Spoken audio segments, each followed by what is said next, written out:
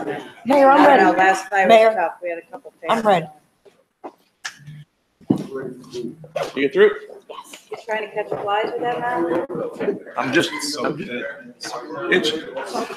It was hot. Got it? Certainly don't have, central, units upstairs. I do when you. Andrew, you good? Exactly correct. But The lights on. That's right. Yeah, the mics are So it's on. Monday, right? Yes. Yeah, okay. No, he can't be up there. yeah. Okay. No, it's like the police, you know, what you do, you do. Joe, how are you? Good, how are you? Nice to see you. 2 meetings in a row, lucky you. Yeah. How are you, Joe? Good, how you doing? That's everything. Good. Okay, you ready? You ready now? Good evening, everyone. Would you please join us in a salute to the flag? I pledge allegiance to the flag of the United States of America and to the republic for which it stands, one nation, under God, indivisible, with liberty and justice for all. Is there a moment of silence? Oh, I'm sorry. Marty? Yep. Oh, Would you please join us in a moment of silence for Barty Levivy, a longtime volunteer in Maplewood, recently passed away. He was on a number of our committees and has been very active, and we would like to remember him.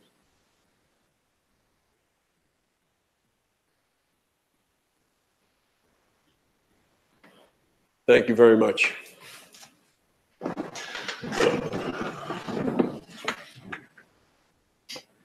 Pursuant to Section 5, Chapter 231, Public Laws 1975, this is the state for the record that adequate notice of this meeting has been provided to the public by posting and maintaining the annual notice of regular meetings on the bulletin board of the municipal building, by mailing the annual notice of regular meetings for 2018 to the News Record and Star Ledger in December 2017, and by filing said notice in the office of the Township Clerk. Mr. Adams. Here. Mr. Daffis. Here. Mr. Lembrick. Here. Good night, Cece. Mr. McGee. Here. Mayor DeLuca. Here. Whereas Chapter 231, Public Laws 1975, commonly known as the Open Public Meetings Act, requires that all meetings of public bodies be open to the public. And whereas Section 7 provides that the governing body has the discretion to permit, prohibit, or regulate the active participation of the public at any meeting, and whereas desire the governing body to comply with the provision of this act, same time it conducts its business in an orderly and expeditious manner, now therefore be resolved by the Township Committee, Township Maplewood, does hereby prohibit, except as set forth in the formal agenda, active participation in the deliberations of the governing body by the public, and except as otherwise prescribed by law, does limit the public to the observation of the actions and discussion of the governing body at all of its regular and special meetings. So moved. Second. Mr. Adams? Yes. Mr. Daffis? Yes. Mr. Lembrick? Yes. Mr. McGee? Yes. Mayor DeLuca? Yes. Thank you. Good evening, everyone. Welcome to the June 19th, 2018 meeting of the Maplewood Township Committee. We're going to run through the agenda real quick. First off, we're going to have a presentation on the Irvington Avenue project, although we're going to expand that a little bit to Valley Street also. We'll have that conversation in just a minute. Then we'll have our first public comment period. If there's anyone who would like to address the Township Committee, you can come up at that time. We ask you just to give us your name and address. We will then have our public hearing on the amendment to the 2018 municipal budget. And we welcome our Chief Financial Officer, Joel Kaloje, to his first Maplewood Township Committee meeting officially. You were once observing. Now you're official as a CFO. We'll pass a resolution, hopefully, to amend the budget. And then we will pass, again, hopefully, the adoption of the 2018 budget. We have an ordinance on final reading to allow a single and two-family zone home to house one refugee family as a boarder. We also have on final passage a installation of a stop sign on Wetmore and South 4th Street. Another stop sign at Lindsay and South 4th Street will be approving a final ordinance on establishing a procedure for patio dining space. We will be also on final doing, correcting a typographical error in the community board on police ordinance. And we have another final ordinance on creating a youth advisory committee. We'll introduce a new ordinance that will allow medical marijuana alternative treatment centers as a permitted use in the highway business district and pedestrian retail district. We have a lot of discussion items. Yeah. One, speeding and trafficking in Maplewood. Second, changing the township committee location for September 17th, 2018, where that meeting is going to be. 3, preparing the community for electric vehicles. Number 4, we'll have a report from our administrator on a proposal to do a rehabilitation redevelopment plan for 104 Baker Street. We'll be discussing gender-neutral restroom facilities and public accommodations. Also be discussing anti-bias training for merchants, local businesses. We'll have an update on the community board on police application process. We'll have a report from Sustainable Maplewood that will consist of the Sustainable Essex Alliance Energy Aggregation Program. 2, the electric charging station at the Woodland. 3, electric car sharing program, EV station on Springfield Avenue. Number 4, we'll talk about recycling. Number 5, the Hilltop Bikes, talking about an incubator pop-up bike shop. And 6, we'll talk about single-use plastic bags. Number 9, we'll talk about the parking limit for 104 Baker Street. And number 10, the state and future of recycling. We're probably going to merge some of these EVs and recycling into one. We'll have our consent agenda, which consists of 17 resolutions. We're actually going to pull resolution number 134-18. That's item 6 on the consent agenda, appointing Jason Sierra as the Assistant Business Administrator. The rest of it deals with interlocal agreements for plumbing inspector, subcode official, approving plenary retail, consumption license, distribution license, club license, authorizing the estimated tax bills, canceling municipal court unredeemed checks, purchasing a Ford vehicle, hybrid vehicle, and we're going to get a report on that. Approving a submission of a local aid grant to New Jersey Department of Transportation for Franklin Terrace. Approving improvements completed by the developer at 97 Baker Street. Putting in the Clean Community Grant in our budget. Also a State Division of Motor Vehicle Grant in our budget and a Pedestrian Safety Grant in our budget. We'll be authorizing the payment of bills. We have a resolution designating 1581 Springfield Development LLC as a redeveloper, and that's our consent agenda. Then we'll have our second public comment period. We'll have reports from the administrative offices, reports from elected officials, and then we will adjourn. So for the first order of business, we're going to ask our Essex County Administrator, Robert Jackson, who's also the mayor of Montclair, to come on up. And you can bring, I guess, the Director of Public Works, Sanjeev Varghese, former Maplewood resident.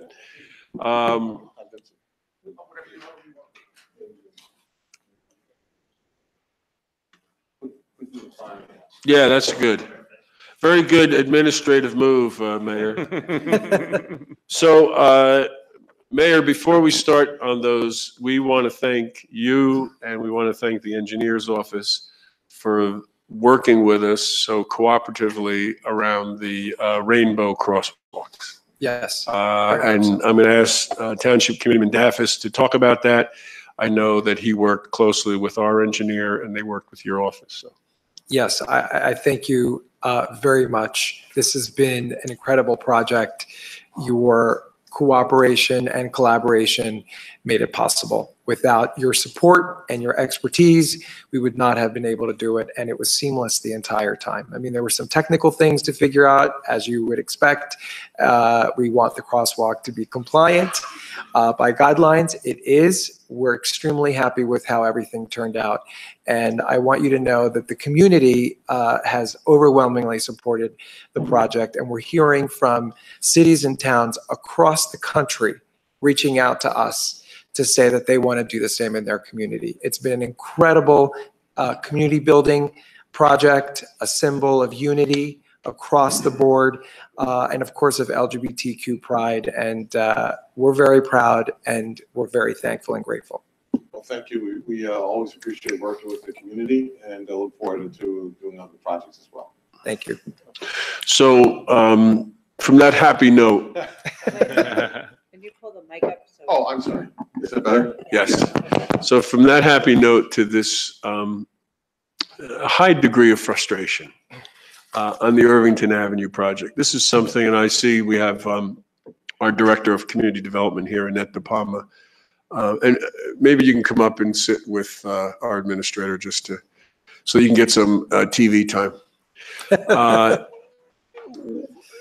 You know, we worked cooperatively with you and others, other municipalities in putting together this Irvington Avenue project, and really felt that that was going to change an area that we have been particularly concerned about for a long time.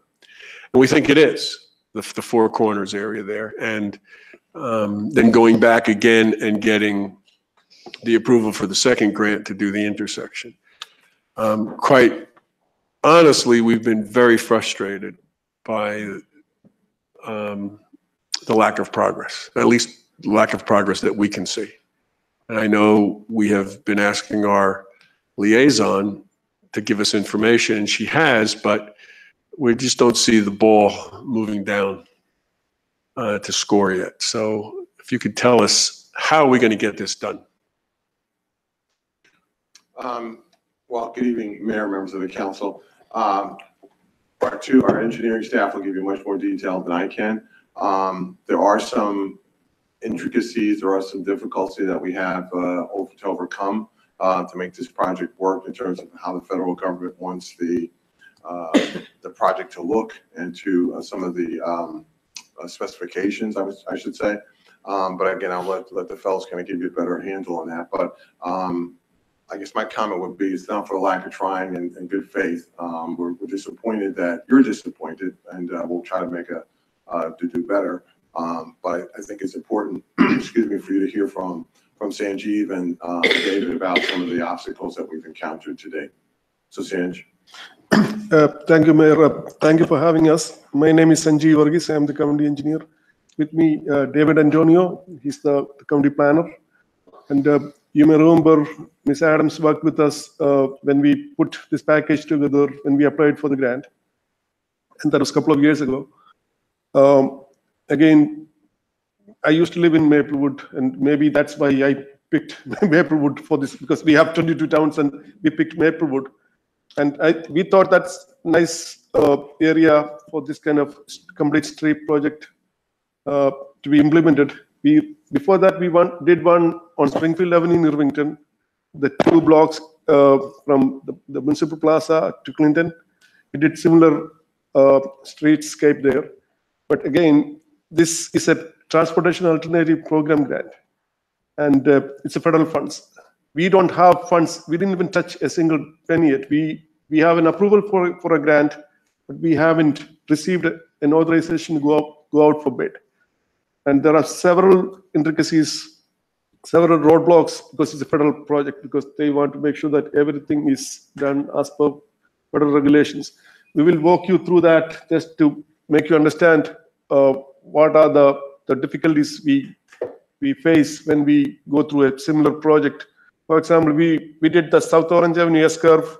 That took 20 years for us to do. It's a federal job. 20 years was that we spent. The project was canceled in the middle. Then our county exec has to go to Trenton, meet the mayor, meet the governor, and we put that back on track. And he is doing the same thing here. And we are fast tracking this, but we'll go through the the different phases of the project, how it gets from planning to completion. David and Tony will walk you through that, and then any questions you have, we will answer those questions. Thank you, Sanjeev. Thank you, Mayor, council members. Annette, how you doing? So this all began in 2015. The completion of the plan, the Irvington Avenue complete corridor plan. And out of that yielded ideas and concepts that could be taken into engineering and construction. We obtained the first TAP grant in 2016. And we quickly went out and obtained a consultant to prepare plans, specifications, and such. If I may jump in, again, we used county funds to hire the Yeah. consultant. We didn't even touch the grant. We used our own funds, $100,000 to hire a consultant. All the money we spend up to here it's county funds. Late 16, we had developed the CED, we had developed preliminary plans as per procedure. Those are submitted to DOT. So although these are federal funds, the NJDOT is the watchdog. They're the ones that administer the federal funds here in New Jersey, just in case you're wondering why the DOT comes up. So the DOT takes about months to come back to us with initial commentary. So now we're already in 2017, and they come back to us with a series of comments, but also including the obstacle would have been the right of way issues that came up during that review. Not as much in Maplewood, but more in South Orange, in the South Orange end of the project. There are many properties where the improvements we're seeking will require a right of entry to be executed with the property owners. It has to do with imperfect right-of-way lines, which do not reflect where the roadway is necessarily today. And in some instances, some properties may have right-of-way within the property, or what is perceived to be the sidewalk in the public space may be within private property. By the way, all of these had to be ironed out. We had to go owner to owner, letter by letter, meeting by meeting, negotiating each individual right of entry agreement. Today, we have all 12. They have been completed. I want to discuss obstacles as being in the past. They're done with. Last week, we obtained our categorical exclusion document. That knocks off out of the way the environmental concerns. And we're moving forward to obtaining the right-of-way clearance, which will open up us proceeding to full authorization to advertise a project, hopefully a month or 2 months this summer. Also, 1 year, I'd be remiss if I did not notice that the TAP funding would have prohibited us from using those funds to do things like street lighting. Street lighting is something we really wanted in the project. And Sanjeev mentioned the $100,000 for the consultant. The county is also ponying up $250,000 for PSC&G costs. That's also not part of the TAP funds. The TAP funds are going to go to in-the-ground shovel improvements. So we now have all the right-of-ways. Right, so funny. It and was It was yes, sir. difficult. Yes, Okay. sir. And they have all been submitted. That's They're great. all- yes, So sir. these to be submitted and they have to be approved by the DOT? Yes, And do you have a sense, is that going to be, very soon. We contact the DOT often in this project. Okay. We have the same frustration that the township has had about this, this project. But the major obstacles are behind us. I think now we're clear to follow a path forward to get this resolved. so this path forward will be this summer, putting out an RFP or bids, request for bids for construction? If all the certifications all approved in a short time frame by the DOT, we'll go out for bids in 2 months. Okay, Mayor, I think it would be helpful just, because there are two parts of this project once upon a time, right? Can we give a little background for anyone trying to follow this of How about the project? Ms. De Palma? Can you do a little background in the microphone? Sure. So actually, this grant application was born of a prior grant that we got from New Jersey Transit to study. Maplewood section of the Irvington Avenue corridor was chosen as a local demonstration project by NJT in 2013 or so. By the end of the middle of 2015, something like that, they had produced a comprehensive report where everything on the Maplewood portion of Irvington Avenue was studied. Vehicular traffic, pedestrian traffic patterns, ingresses in and out of our commercial establishments, residential neighborhood, impacts on the residential neighborhood, everything. There was a multitude of disciplines involved in producing this report. We had this great report. It was an area that the township had wanted to focus on for quite some time, since it's not only an important commercial area and transportation corridor, but also one of the gateways to Maplewood on the northeast side. We were able to turn around within a few months of having gotten the grant, and the TAP funding was appropriated. We were advised that for at least that round of TAP funding, that municipalities would not, especially small municipalities like ours, would not have a very good chance of getting it. The money was going to larger and somewhat more distressed communities like Elizabeth, Patterson, et cetera, for bigger projects. So we pitched it to the county, and the county did the formal submission of the application. So that was TAP 1. And then TAP 2, about 16 months later, there was money appropriated for that. And given that we considered that Maplewood had gotten somewhat short shrift in TAP 1 when the design plan came back, we suggested that the county apply for the second round of TAP funding, focusing primarily on the area that we intended to focus on the first time, which is the intersection of Parker Avenue and Irvington. It borders the city of Irvington, and that is a really important intersection. It presents a tremendous number of challenges in terms of lighting, pedestrian safety. It's a very, very busy corridor, and that shopping district, unlike probably a lot of others in suburban towns, is accessed primarily by foot and by lower income communities. So it's critical that it be safe for pedestrians in particular. I don't know at this point what the status of TAP 2 is, but we're focusing on the first grant. So I'm glad to hear that the right-of-way issue is resolved. Again, we were given a grant. Again, grant is just a piece of paper saying that you have a grant available.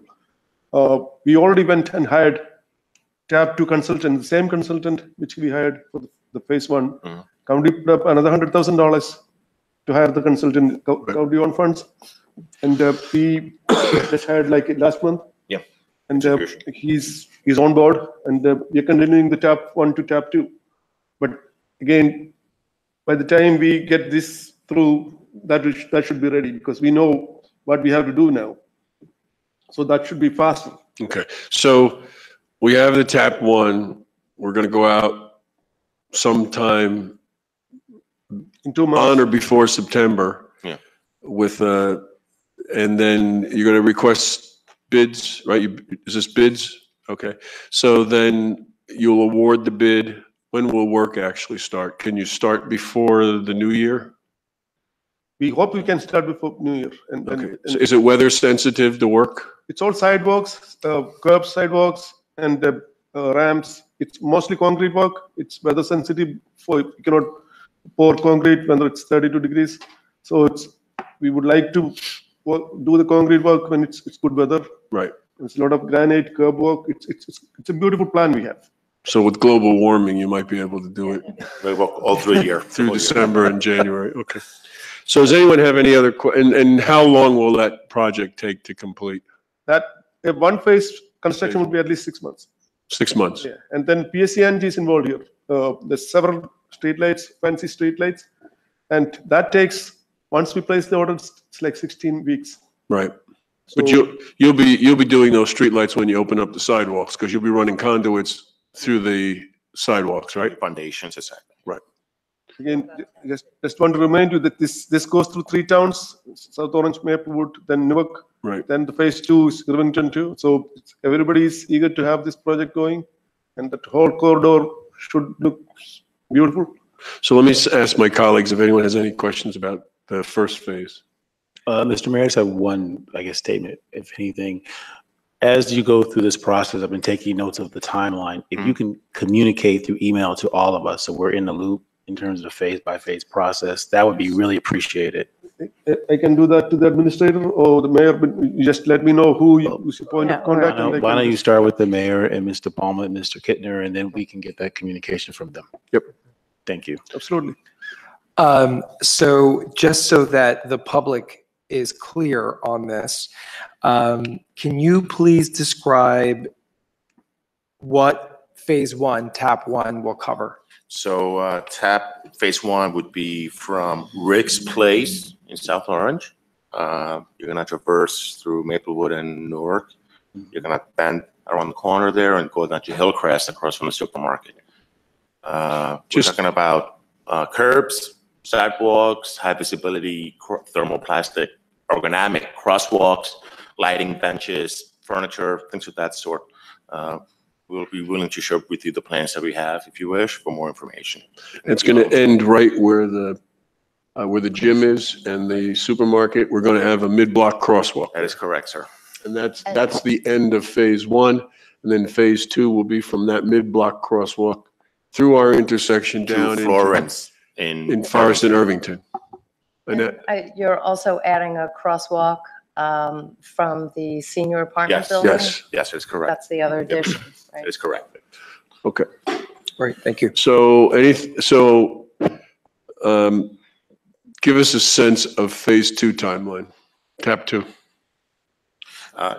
My experience has been that we should not be running into the right-of-way concerns that arose, particularly in South Orange, because South Orange is not in this end of tap 2 Right. project. I anticipate this being a smoother, cleaner review process.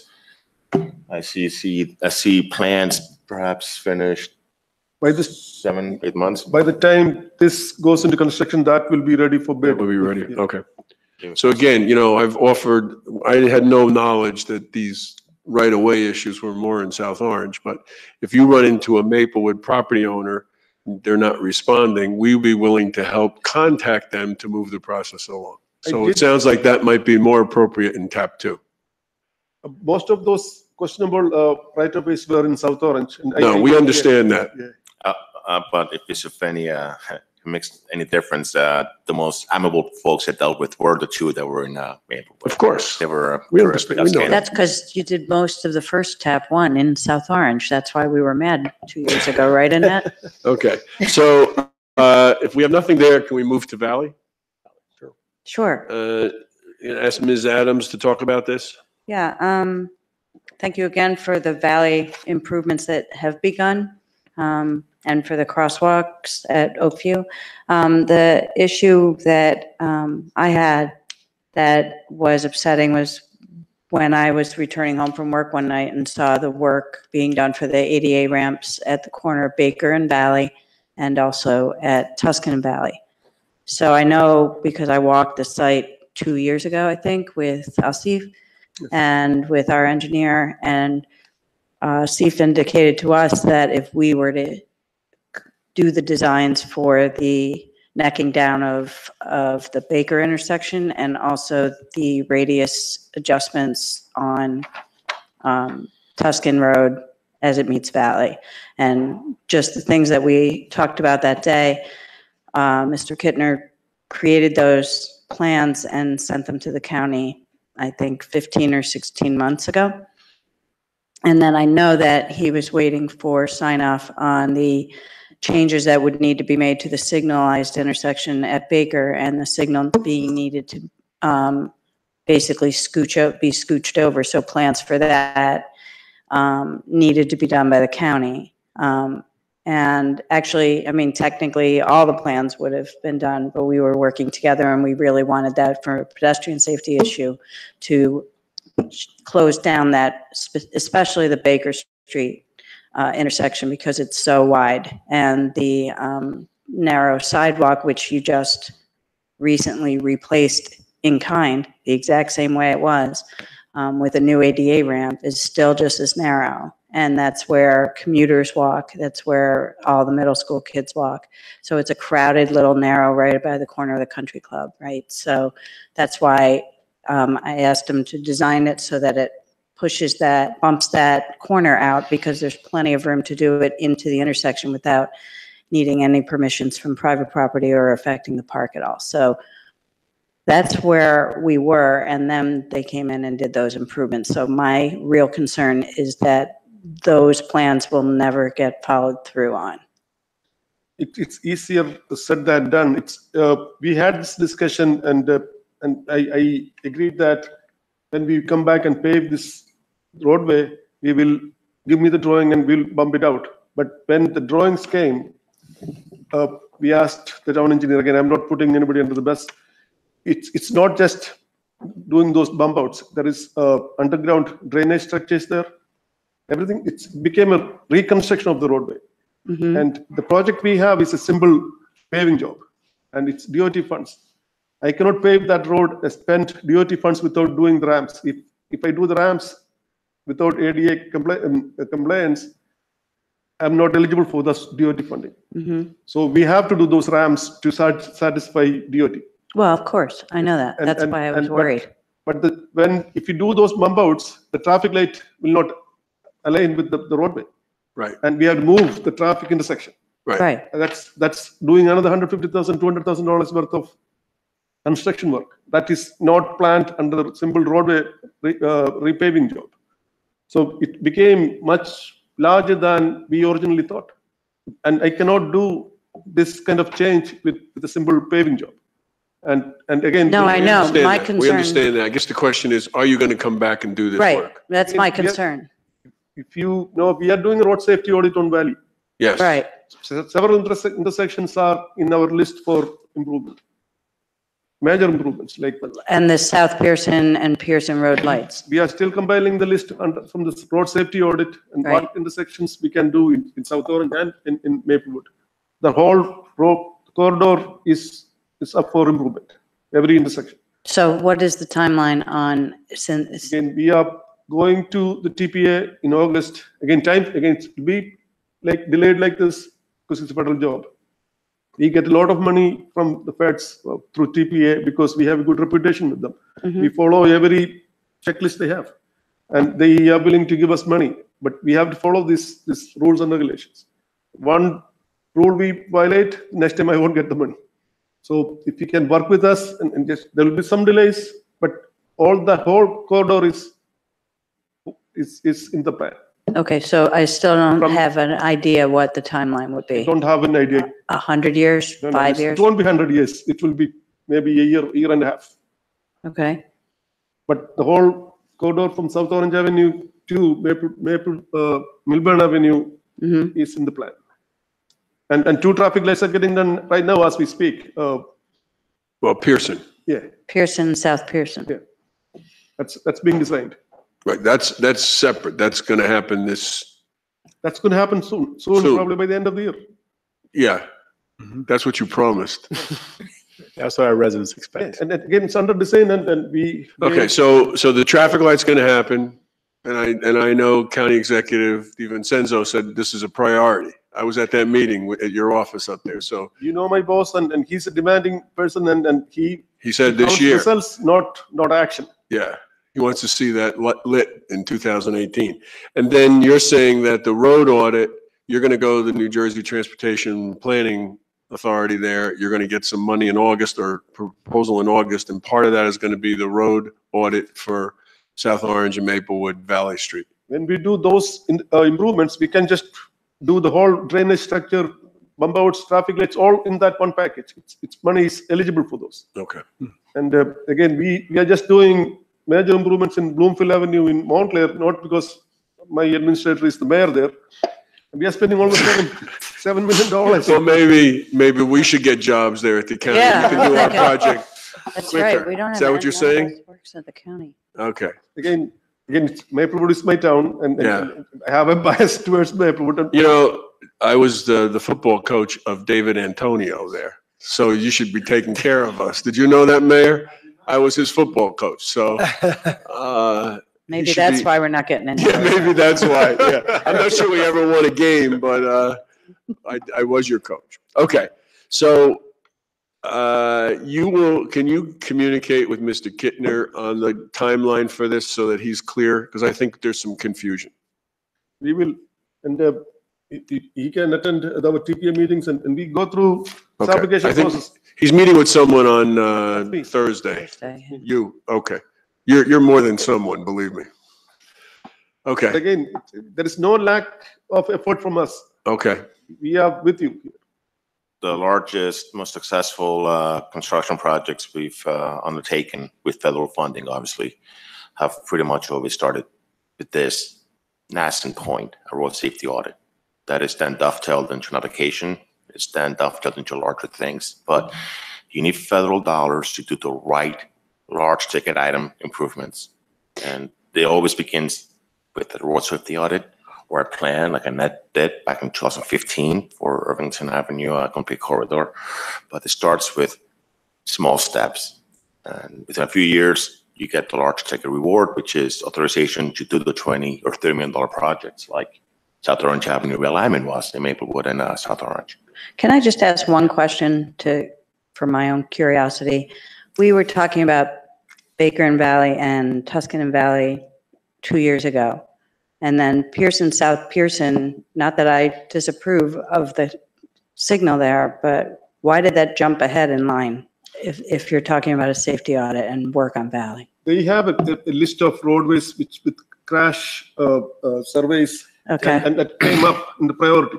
okay, So in lieu of the road safety audit for those two intersections, they earned funding through the local Got it. safety project out of other merits, not good merits, bad merits, crash data, things of that sort. There we go. Okay. Good. Mayor, thank you.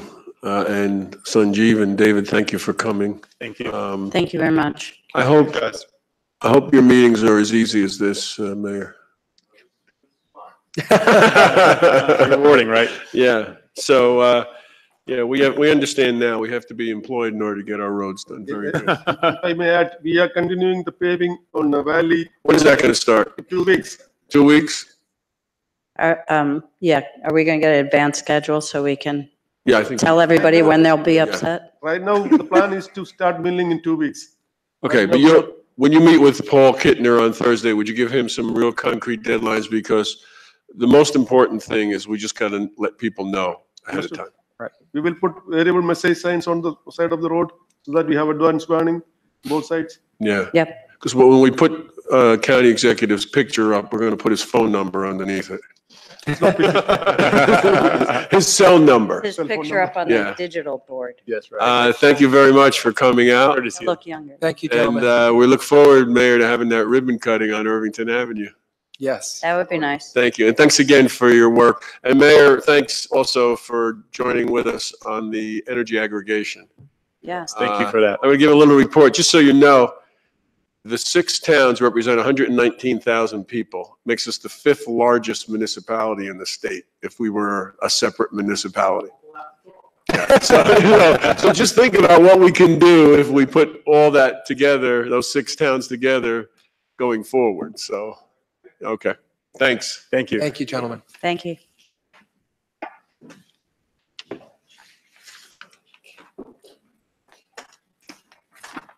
And thank you, Ms. De Palma. Okay, next up, we're going to invite anyone who would like to speak to the Township Committee to come on up. Give us your name and address.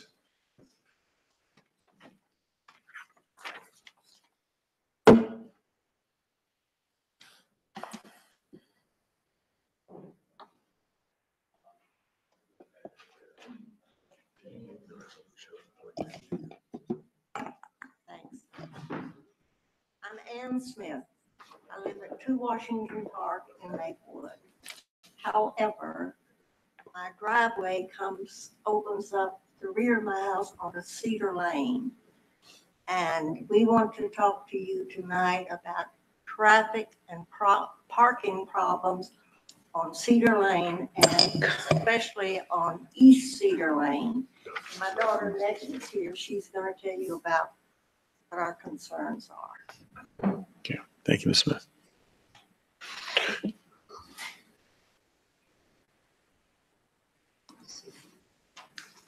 Good evening, Mayor and members of the council. Good evening. Good evening. I hope that we're at the correct forum, but I would just briefly like to bring to your attention a discrepancy in the curb markings at a busy intersection of Ridgewood Road and Cedar Lane. And if you can see this chart, it's a four-way intersection. There are identical stop signs, no parking within 50 feet on each corner. East Cedar Lane has yellow markings designating the no parking zone within that 50 feet. Okay. And that ordinance is more or less observed fairly regularly on that side of the street. Again, identical stop sign on Cedar Lane with a fire hydrant opposite.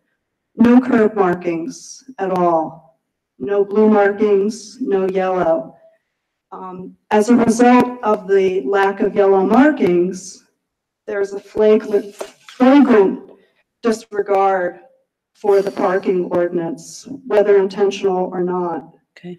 And the end result, as you can probably imagine, are cars turning from Ridgewood, trying to cross parked cars at the corner, particularly by this hydrant, turning into oncoming traffic coming down from Wyoming. So it's an ongoing hazardous situation, both to pedestrians, to children in the residences, to drivers trying to exit residential driveways. And I'm not sure why this anomaly exists, why there are not equivalent yellow curb markings, because it seems that the yellow curb markings would at least alert parkers. Can you give us that and Yeah. we will, Your timing is really good because we have Engineering and Public Works Committee tomorrow morning. Yes. We'll just add this. It's a very short agenda, so. there's no reason why. Only a it's not. page and a half. No, just for clarification, the law you're referring to is a state law, state statute of no parking within 50 feet of a stop sign. So most often it is not accompanied by yellow curb. But in this case, because of the increase in parking issues and stuff, because of the businesses right in that little block, we'll look into it and we'll talk about it tomorrow with the engineer. Wonderful. Thank you very, You're very welcome. much. Sure. Thank you. Thank you for bringing us to our attention. Anyone else want to address the Township Committee? Oh, you should have done this when your boss was here. Exactly. Good evening, everyone. Jeanette Page Hawkins, Essex County Liaison. I gave to the county, not the county clerk, but the municipal clerk, the summer music schedule. Free family music started last Thursday in the various Essex County parks, and we'll be going through mid-August. So families can come out and enjoy the various types of music. Also at the Turtleback Zoo, there are family fun nights on Wednesdays and Thursdays during the month of July and August for families to also have and enjoy the summer. Now you saw that group. You don't have anything for me tonight, right? I think we took it out on your colleagues. Yes. I don't know, Mr. McGee, you have anything for? No, I just wanted to, A little light. No, we're good. I think we're good. I'd like And to thank you for following up and having this come having Mr. Jackson and the team come. Thank you for that. No problem. And thank you for coming out representing the county executive's office to our ribbon cutting for the Very nice crossroad. affair, very enjoyable. Yes, thank you for doing that. I wanted to ask if you're aware of a county LGBTQ pride celebration this month. Nothing I haven't know. seen anything. Nothing that I know of. I know that Newark is coordinating something. But Essex County is not, No, not that I even know. though we had like 2 celebrations in the month of March for St. Patty's Day. Noted. They usually do. I haven't seen anything. They That's why I'm usually, asking. can you check? Because they usually have, I thought I saw something, but they usually honor folks from the LGBT community. Because CJ Prince was there and I was there 2 years ago, I think. Okay. So they usually do stuff. So if you can check with county executive. Let me check the schedule Oh, because there okay. was an event, but not like a, I mean, it's hard to, you have so many parties up there. It's hard to, I'll get back to you on thank that. you. Appreciate that. Thank you. Thank you. Anyone else want to address the township committee? Okay, seeing no one, we'll close that. Before we get into the budget, if we could just do a quick resolution 134-18. I'm going to ask Ms. Viveros to introduce our new Assistant Township Business Administrator. And then Ms. Adams is going to move the motion of appointment. Thank you, Mayor and Township Committee. I'd like to formally recommend and hopefully appoint tonight Jason Sierra as our next Assistant Township Administrator. He brings a lot of, I think, valuable project management, capital planning experience, and I'm looking forward to having him in our team and to contribute to an evening like this. So, thank you. So do you want to say hello? Yes, thank you. I thank you for the opportunity to serve both the residents of Maplewood, also the committee and my fellow colleagues. And I hope to bring all I have in my past to this job, and also all I'm going to learn in the future to help make this house significantly better. Great. Great. Can we get a motion on Mayor, 134-18? I make a motion to approve Resolution 134-18 and appointing Assistant Township Administrator Jason Sierra. Second. Please call the roll. Ms. Adams? Yes. Mr. Daffis? Yes. Mr. Lembrick? yes. Mr. McGehee? Yes. Mayor DeLuca? Yes, congratulations. Congratulations. Congratulations. And you start Monday, right? I start Monday. All right. So go You have home. a few days of rest. Then we'll see you here at the next meeting. Thank you. Thank you. Thank Good night. you. Okay. Next up, we have the budget. And I'm going to ask the clerk to read the roll.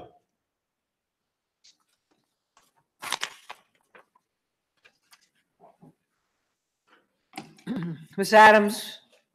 Here. Mr. Daffis? Here. Mr. Lembrick? Here. Mr. McGehee? Here. Mayor DeLuca? Here. There are 5 members of the governing body present, Mayor. Thank you. Mayor, this is the time for the public hearing on the municipal budget amendment for 2018. The amendment was advertised as required on June 7th, 2018, together with notice of hearing for this time. And we have printed copies available for any member of the public. And I believe they're right outside on the here they are. Anyone desiring a copy, please come up and get one. So anyone who has not secured a copy, who would like a copy, can come up here and take a copy. This is the amended budget for 2018. Okay, we're going to have a hearing, and before I do that, just ask when you come up, if you'd like to speak on this, just give your name and your address. The questions are confined to the municipal portion of the budget, so we don't deal with the school budget or the county budget. We can only talk about the municipal budget. Having said all that, I now declare the public hearing open on the municipal budget amendment for 2018. Is there anyone who would like to address the township committee on that? Okay, seeing no one, I'll entertain a motion to close the hearing. Mr. Mayor, I move that we close the hearing. Second. Please call the roll. Ms. Adams? Yes. Mr. Daffis? Yes. Mr. Lembrick? Yes. Mr. McGehee? Yes. Mayor DeLuca? Thank you. So the hearing has been closed. Mr. Facone, Mr. Cologe, would you like to say anything? Again, welcome your first budget, Mr. Cologe, our new CFO. Anything you'd like to say on that? Self-examined this year, so we're good to go. The resolution, the amendment has already been adopted. Technically, you don't have to adopt the amendment again.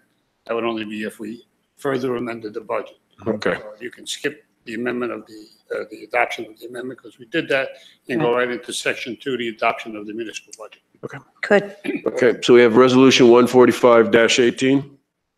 Mr. Mayor, Section 2, upon adoption for the year 2018.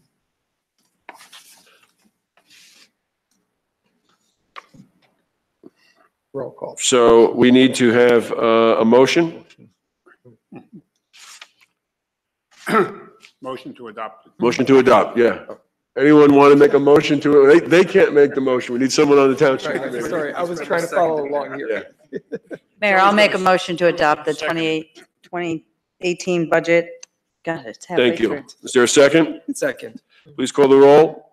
Ms. Adams? Yes. Mr. Daffis? Yes. Mr. Lembrick? Yes. Mr. McGehee? Yes. Mayor DeLuca? Yes, thank you very much. Thank you very much for coming out. And our budget is adopted. Smoke will rise Start from this working on the building. next one. Yes. Just for your own information, that there was no change in the amount to be raised for taxes. Now you tell us. Correct. Tax Yeah. rate that we talked about Yes. earlier. You said that our last Right. meeting. So that was the reason that we adopted the amendments, is that there wasn't, we did meet our goal of a 2%, or keeping it under 2% tax Right. for municipal portion. So, Very good. okay, thank you very much. You're welcome. Good evening. Okay, we're on item number 10. We have an ordinance on final passage.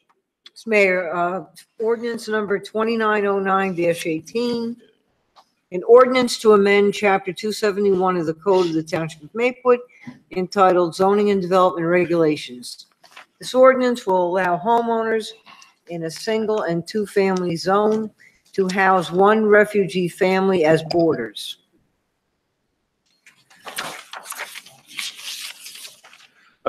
This ordinance has been published, copies posted on the bulletin board in the municipal building, and copies made available to the public in accordance with the law.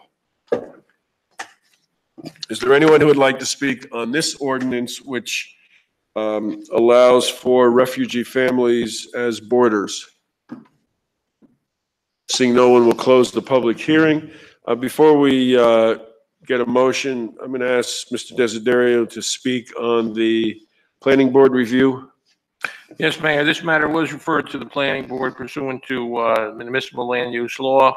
They had a meeting on June the 12th, 2018. I received a memorandum from the board secretary advising the planning board unanimously passed a resolution with a finding that the ordinance is consistent with the master plan and that the board was in support of the ordinance.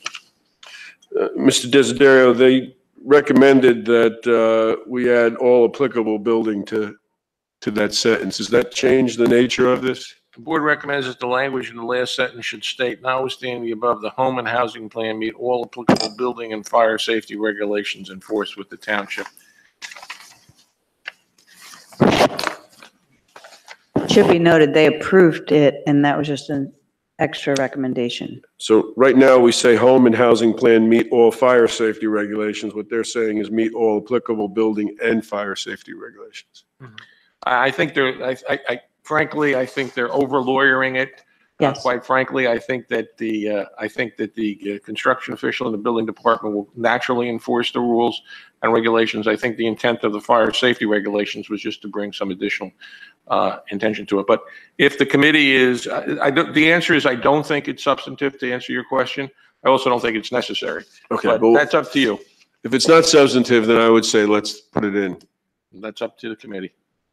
So let's Will that delay? approve it. No, we can do it tonight, right? Yeah. We can Okay. do it tonight with the addition of all applicable building. So we've had the hearing. Let's see, Mr. Daffish, you are the mover. I will move this, Mayor, thank you. I move this ordinance be adopted as a whole and the clerk be directed to publish the same as a passed ordinance in the Maplewood South Orange News Record according to law. Second. Any discussion? Please call the roll. Ms. Adams? Yes. Mr. Daffis? Yes. Mr. Lembrick? Yes. Mr. McGee? Yes. Mayor DeLuca? Yes, thank you. Item number 11, we have an ordinance on final. Yes, Mayor, ordinance number 2910-18 is an ordinance to direct the installation of a stop sign on Wetmore Avenue at its intersection with South 4th Street. This ordinance will direct the installation of a stop sign on Wetmore Avenue at its intersection with South 4th Street. Mayor, you want to say No, anything? no. This ordinance has been published, copies posted on the bulletin board of the municipal building, and copies made available to the general public in accordance with the law. Is there anyone who wants to speak on this ordinance, which deals with the stop sign on Wetmore as it intersects South 4th Street? Seeing no one, we'll close the public hearing. Ms. Adams, can we get a motion? Mayor, I move the passage of this ordinance on first reading, its publication according to law in the Maplewood South Orange News Record, and hearing to be held on July 17th. Correct? No, No. no, this is final. Oh, final. I'm sorry. You could have stopped me all the way along. No, we My want bad. to hear it. Yeah. I have a feeling you weren't listening for real. Mayor, I move this ordinance be adopted as a whole and the clerk be directed to publish the same as a passed ordinance in the Maplewood South Orange News Record according to law. Second. Any discussion? Please call the roll. Ms. Adams? Yes. Mr. Daffis? Yes. Mr. Lembrick? Yes. Mr. McGee? Yes. Mayor DeLuca? Yes. Item number 12, we have another ordinance on final. Yes, Mayor, that's ordinance number 2911-18 is an ordinance to direct the installation of a stop sign on Lindsay Avenue at its intersection with South 4th Street. This ordinance will direct the installation of a stop sign on Lindsay Avenue at its intersection with South 4th Street. This ordinance has been published, copies posted on the bulletin board in the municipal building, and copies made available to the general public in accordance with the law. Is there anyone who wants to speak on this ordinance? Seeing no one, will close the public hearing. Ms. Adams, can we get a motion? Mayor, I move this ordinance be adopted as a whole and the clerk be directed to publish the same as a passed ordinance in the Maplewood South Orange News Record according to law. Second. Please call the roll. Ms. Adams? Yes. Mr. Daffis? Yes. Mr. Lembrick? Yes. Mr. McGee? Yes. Mayor DeLuca? Yes, thank you. Item number 13 is another ordinance on final. Also on final, Mayor, ordinance number 2912-18 is an ordinance to establish a procedure for patio dining space. This ordinance will allow patio dining within certain locations within the Township of Maplewood. This ordinance has been published, copies posted on the bulletin board of the municipal building, and copies made available to the general public in accordance with the law. Is there anyone who would like to speak on this ordinance? Seeing no one, we'll close the public hearing. Ms. Adams, can we get a motion? Mayor, I move this ordinance be adopted as a whole and the clerk be directed to publish the same as a passed ordinance in Maplewood South Orange News Record according to law. Second. Please call the roll. Ms. Adams? Yes. Mr. Daffis? Yes. Mr. Lembrick? Yes. Mr. McGee? Yes. Mayor DeLuca? Yes, thank you. 14, another ordinance on final. Mayor, it's ordinance number 2913-18 is an ordinance to amend ordinance number 2901-18. This ordinance will correct the typographical error contained in ordinance number 2901-18. This ordinance has been published, copies posted on the bulletin board in the municipal building, and copies made available to the general public in accordance with the law. Is there anyone who would like to speak on this ordinance? Seeing no one, Mr. Lembrick, can we get a motion? I move this ordinance be adopted as a whole and the clerk be directed to publish the same as a passed ordinance in the Maplewood South Orange News Record according to law. I'll second. Seconded by M. Yes. Exactly. Sort of like, these one-letter people. That's right. Yeah, like Beyonce. Yeah. B, like B, Beyonce. Jay-Z would be B. like J, FM. J, B, and M. Okay, please call the roll. Ms. Adams? Yes. Mr. Daffis? Yes. Mr. Lembrick? Yes. Mr. McGee? Yes. Mayor DeLuca? Yes, thank you. Item number 15 is another final ordinance. Yes, Mayor, it's ordinance number 2914-18, an ordinance to create the Youth Advisory Committee. This ordinance has been published, copies posted on the bulletin board in the municipal building, and copies made available to the general public in accordance with the law. Is there anyone who would like to speak on this one? Yes. Well, you didn't want to speak on the stop signs? Yeah, I think we need a few more. Just give us your name and address, please. Eric Shorter, 180 Jacoby Street. Thanks for hearing me. My daughters heard about this ordinance with regards to the creation of a youth advisory committee. They had some questions for me that I did not have answers to, which was, once this advisory committee is established, how much access will the rest of the youth have in terms of where they have a voice? They seem to indicate that given the current technologies and a lot of crowdsourcing of all the information, et cetera, that if there's some exclusivity and they're not allowed to disseminate the information more widely across their various and large social networks, how will this be addressed? I don't know if this is the proper time to address it, but I saw it on the agenda and wanted to inquire within. I could Yes, take Mr. Daffis to deal with this. I could take this questions on. Thank you, Mayor. And thank you. Is it Eric? Yes. Welcome. And I'm glad that your daughters are interested in applying to the Youth Advisory Committee. We're thrilled to have it established and to offer youth a voice in their local government. The way it's going to work is that the committee will have access to these meetings. They would need to attend at least one of these meetings a month. We meet twice every month. They would meet on their own as well, and they would have access to all public information that anyone has access to right now. They would have access to all meeting minutes of those meetings that they can't attend. Again, we only said that they're required to attend one meeting per month, not both meetings.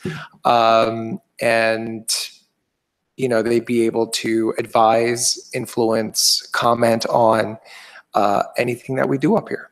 Yeah, I think I understand that part of it, which was that anything that's public access, public record, that the advisory committee youth advisory committee would have the ability to look at it, provide input where necessary. The questions that I was being asked was, well, who gets to talk to the advisory committee before they make recommendations, and how do we get to talk to them? In other words, not those youth on the advisory committee, but those youth who are not. Outside of the advisory committee, having access to the advisory committee and having any sort of, I don't know, crowdsourced information. Well, the advisory committee, like other advisory committees that we have established already, has the power to establish a chair and a vice chair. And between those two folks, they will decide who will take minutes from the meeting. And therefore, through those minutes that will be public, other youth who are not serving on the advisory committee will have access to that information. Will they be charged with disseminating those minutes in any way, or is it just whatever's in public access and people have to take the initiative to go looking for them? Post them on the website? Yeah, post them on the website, right? Like we do with other committees. Yeah, I'm just trying to get answers from the kids. Oh, absolutely. These are good questions. Thank you. Okay, so I appreciate it. Thank you.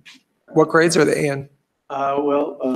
Moving up to 9th and a senior to CHS. Terrific. Moving up. Terrific. So how come you came and not them? One is at the 9th grade, at the 8th Okay. grade dinner dance, Dance and the time. other one was at the prom last night, so she is resting. Oh, no. Okay. Dad? So, listen, take that out. All right. I know, what's up? You're a good dad. Great. Thank you. Thanks. Thank you. Anyone else? There's no one else here. Okay, we're going to close the public hearing, and Mr. Daffis, can we get a motion? Certainly. Thrilled to move this ordinance be adopted as a whole and the clerk be directed to publish the same as a passed ordinance in the Maplewood South Orange News Record according to law. Second. Please call the roll. Ms. Adams? Frank. Yes. Mr. Daffis? Yes. Mr. Lembrick? Yes. Mr. McGehee? Yes. Mayor DeLuca? Yes. Okay, we have an introduction of a new ordinance. Mayor, ordinance number 2915-18 is an ordinance to amend chapter 271 of the Code of the Township of Maplewood entitled Zoning and Development Regulations. This ordinance will allow medical marijuana alternative treatment centers as a permitted use, subject to the conditions within the Highway Business District and the Pedestrian Retail Business District. Ms. Adams.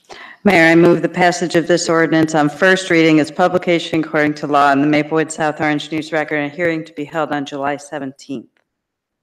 Right? Yes. Second? I second. Oh, sorry. Okay, it's been moved and seconded. The reason it's going to be held on July 17th is it has to go before the planning board on July 10th. So it will come back to us with any input that they give us. Any discussion on this? No. Please call the roll. Ms. Adams? Yes. Mr. Daffis? Yes. Mr. Lembrick? Yes. Mr. McGehee? Yes. Mayor DeLuca? Yes, thank I you. look forward to our first ribbon cutting. Okay. Discussion items. Mr. McGee, speeding and trafficking in Maplewood. Yes. Trafficking in Maplewood. Yes, Mr. Mayor, thank you very much. Recently, there's been an outcry by the public through social media, through email communications, through just one-on-one interactions on the streets regarding speeding and traffic and the lack of trafficking or the lack of presence of our police officers in the town of Maplewood. At our public safety meeting, we went and addressed this issue. Present was myself, Mr. Limbrick, and the mayor, as well as Chief Duvall and Sergeant Reeves, who's head of the Traffic Bureau.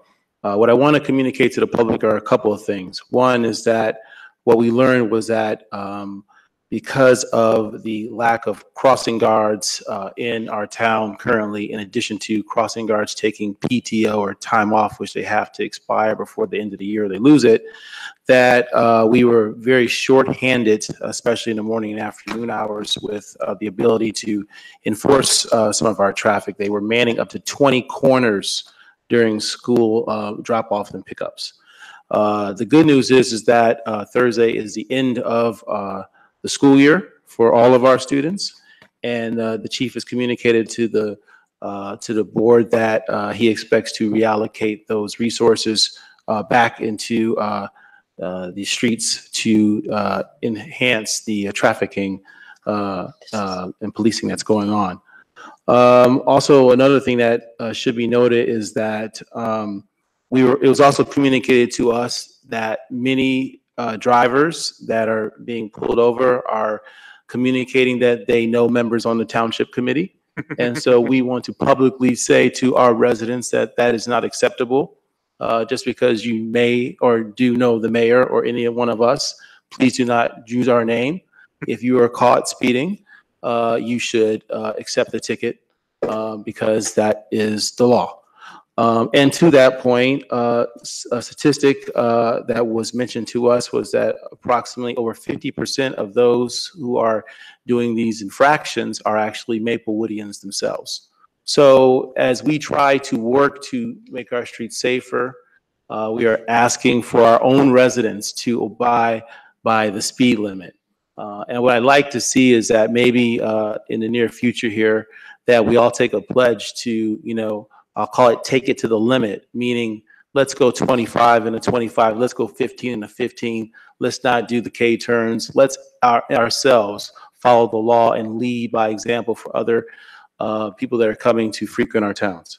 So I just wanted to bring that information out. I also will say that we've seen some ideas and some new innovative ways to deal with traffic issues in our town that were shared with us by Sergeant Reeves. I obviously won't disclose them because that's the way we're going to capture more people that are doing infractions.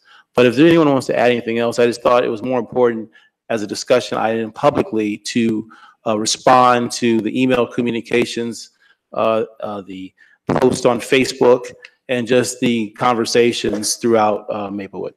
Well, I mean, I would just add that, and this was just literally just a few days of statistics, but in the less than a week before our meeting, the chief mentioned they had given out 37 citations, 12 of which were in Maplewood Village, including several for illegal left turns into parking spaces. So, this is really a focus, now with a full dedicated traffic unit and additional details going out there. This is, it has never been and never will be a good time to speed in Maplewood, but particularly for those looking to avoid tickets, these next couple months are going to be a very bad time because the Public Safety Committee, we're hearing what the public is saying about pedestrian safety, about unsafe traffic on our streets, and we're really the police department is hearing it from us consistently at every meeting and every communication we have, and they know that the Township Committee really wants, and the Public Safety Committee really wants, and the public really wants more enforcement here. And this is not about revenue. This isn't about dragging people here to this courthouse and making them pay fines. This is really about keeping people safe. Other drivers on the road, pedestrians, and that's that's the goal here.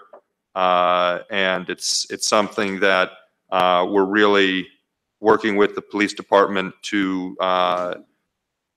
use the resources we have within the department, including the Traffic Bureau, to enhance this aspect of our community and improve the public safety. And one more thing I'd like to add, I think to be balanced is that also as pedestrians in Maplewood, please use the crosswalks. Please get off the cell phones when you're walking around. For those who are commuters in our town and walk south by Arturo's, please use the crosswalk at Arturo's at Baker and Maplewood Avenue. Please do not cut across by the trestle. I've witnessed too many cars having to screech to a stop. And it's not the fault of the driver, it's the fault of the pedestrian. So please, this fair is fair. If you're a pedestrian, walk to the corner and use a crosswalk. Those 10 seconds aren't going to make a difference in your And make eye contact with the driver when you use the crosswalk before you cross. Absolutely, Ms. Adams.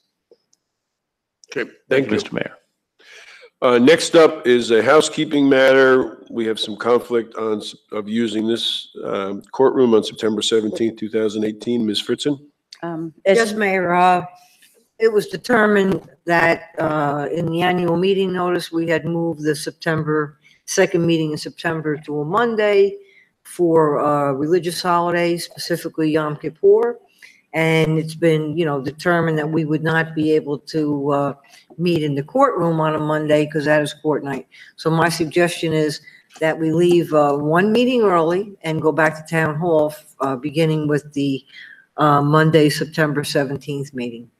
So we need a motion to just notice that we're relocating the September 17th meeting, 2018, back to Town Hall. Mr. Mayor, I'd like to make the motion that we are noticing the public that we are moving the September 17, 2018 Township Committee meeting back to Town Hall. Second. Please call the roll on Ms. that. Adams? Yes. Mr. Daffis? Yes. Mr. Lembrick? It's going to be. Yes. Mr. McGehee? Yes. Mayor DeLuca? Yes, thank you. Thank you. Okay, this is discussion on electric vehicles. Ms. Adams? Yes, actually, it's about preparing a community for electric vehicles. I attended a seminar at NJTPA, what does that stand for? North Jersey Transportation Planning Authority in Newark a couple weeks ago. And there's information about how municipalities can prepare for electric vehicle or alternative fuel vehicle charging stations throughout its community. It recommends looking at the zoning ordinance, looking at our master plan and redevelopment plans to incorporate electric charging stations, language about them, specifications for them, lighting, signage, whether it's on a public property or in private.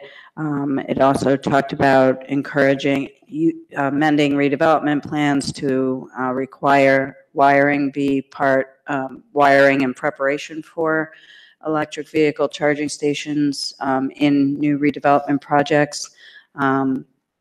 And also to assess our own municipal fleet of vehicles and think about maybe our policy, talk about our policy potentially being to replace whenever possible any vehicles. We get asked to every budget by every department to replace vehicles. So to start looking into replacing with electric vehicles rather than fossil fuel vehicles. So, and in the ordinance changes and in other, thinking about the locations and all that it entails to put these charging stations in, because they're not inexpensive to put in, as we know, since we'll be installing one at the Woodland in the coming months. So you have to consider multifamily use projects, office parks or office buildings, home, obviously.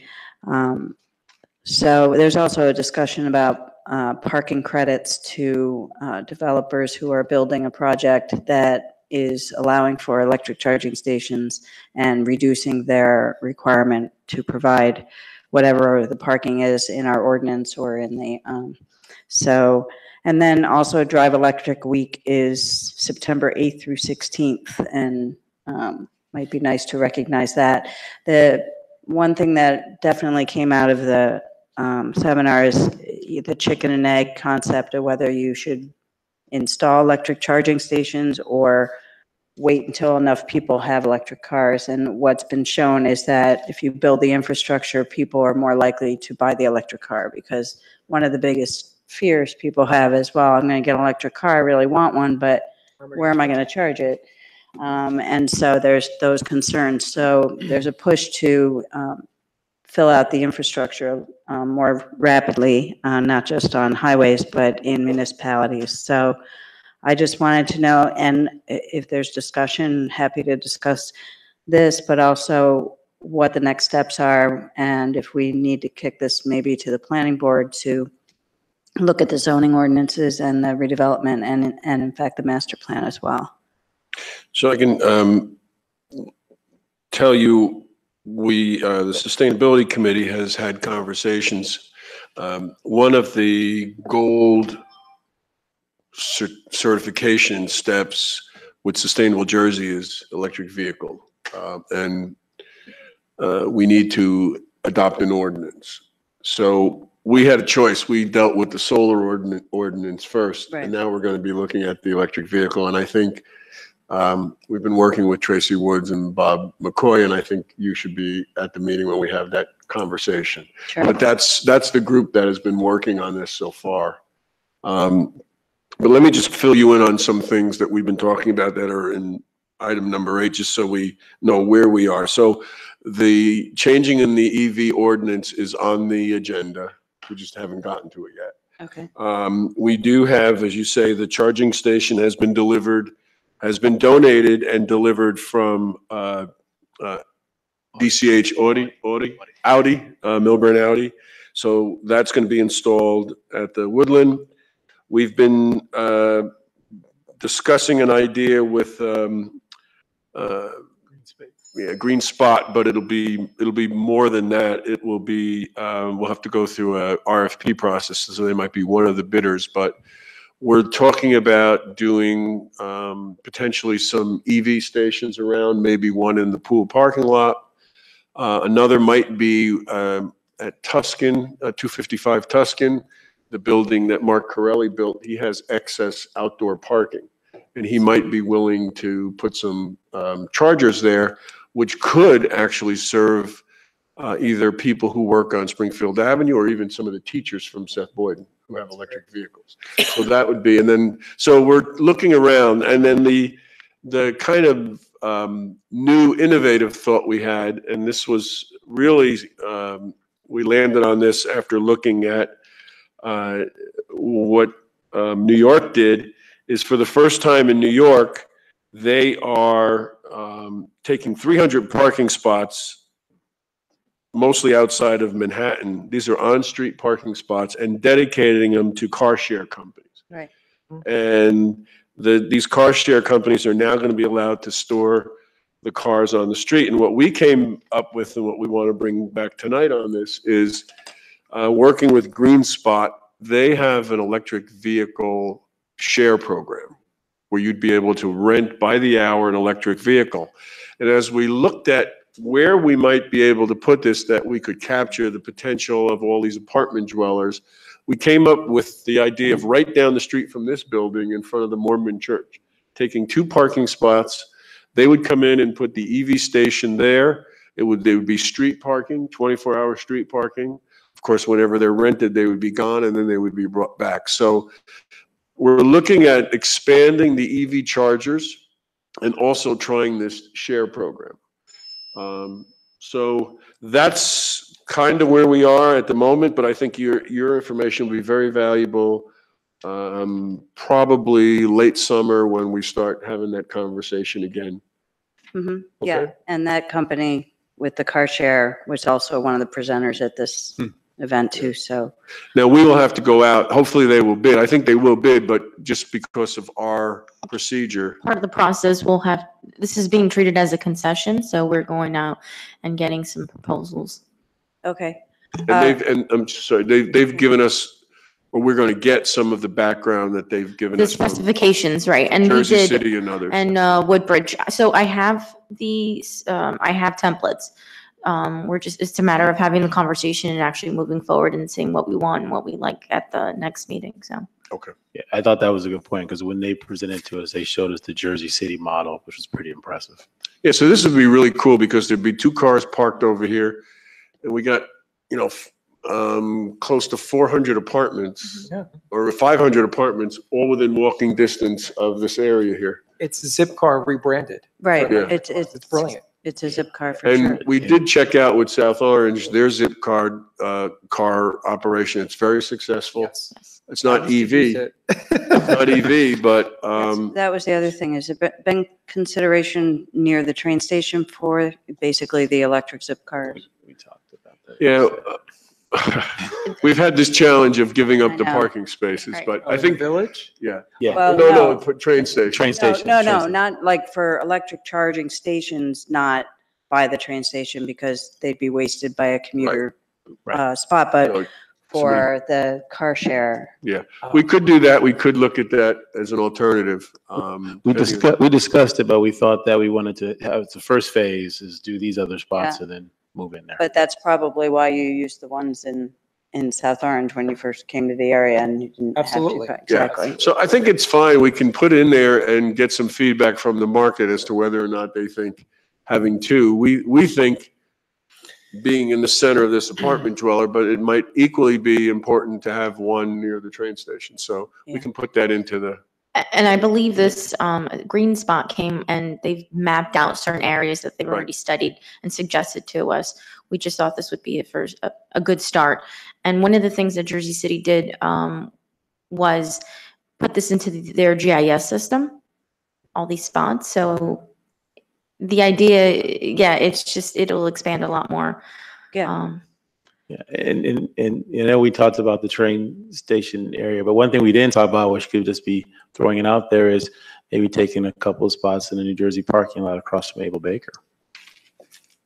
yeah, that's a Yeah. possibility. We could talk to transit about that. Yeah, why, and that'd be good for them. Because those are mostly commuters from out of town. Exactly. Yeah. Okay. So let me just get some clarity. Is everyone okay with us moving forward with the idea of this pilot to do the electric vehicle share on Sure. Springfield Avenue? Yeah. Absolutely. Yes. Okay. Can we also, where do you want to go with, because there is some planning work. Does this want to go to Sustainability Committee to sort of draft Yeah. amend our ordinances for the charging stations? Okay. Okay. So, and then we'll have you involved in those conversations. Sure. Ms. Adams, okay? Okay, on this, Ms. Viveros, we have the proposal for 104 Baker Street to do the redevelopment plan. Thank you, Mayor. So after we've established that 104 Baker is in need of rehab, we went back over to Mr. Gregel and he has a proposal and I've pass that on to the Township Committee. Basically, he's going to be looking at the land uses, development trends, zoning ordinance, zoning map, and our current master plan to see exactly what we can do with the site, if you will. And we'll meet with the Economic Development Committee in order to present that plan. So we just wanted to give you this report and acknowledge and accept and move forward with redevelopment of the area. So this proposal is for the 6 to 7,000. I'm not sure there's 627, yeah. Yes. I'm not sure that we've built in enough community meetings, but that they would just be hourly rates. We'd have to negotiate with them if we want to do this. Correct. Because I think there's like 4 meetings, one with the Township Committee, one with the I think they said Planning 2. Board, and then 2 with the officials. 2 public meetings and 2 with our officials. Okay. Mr. Desiderio,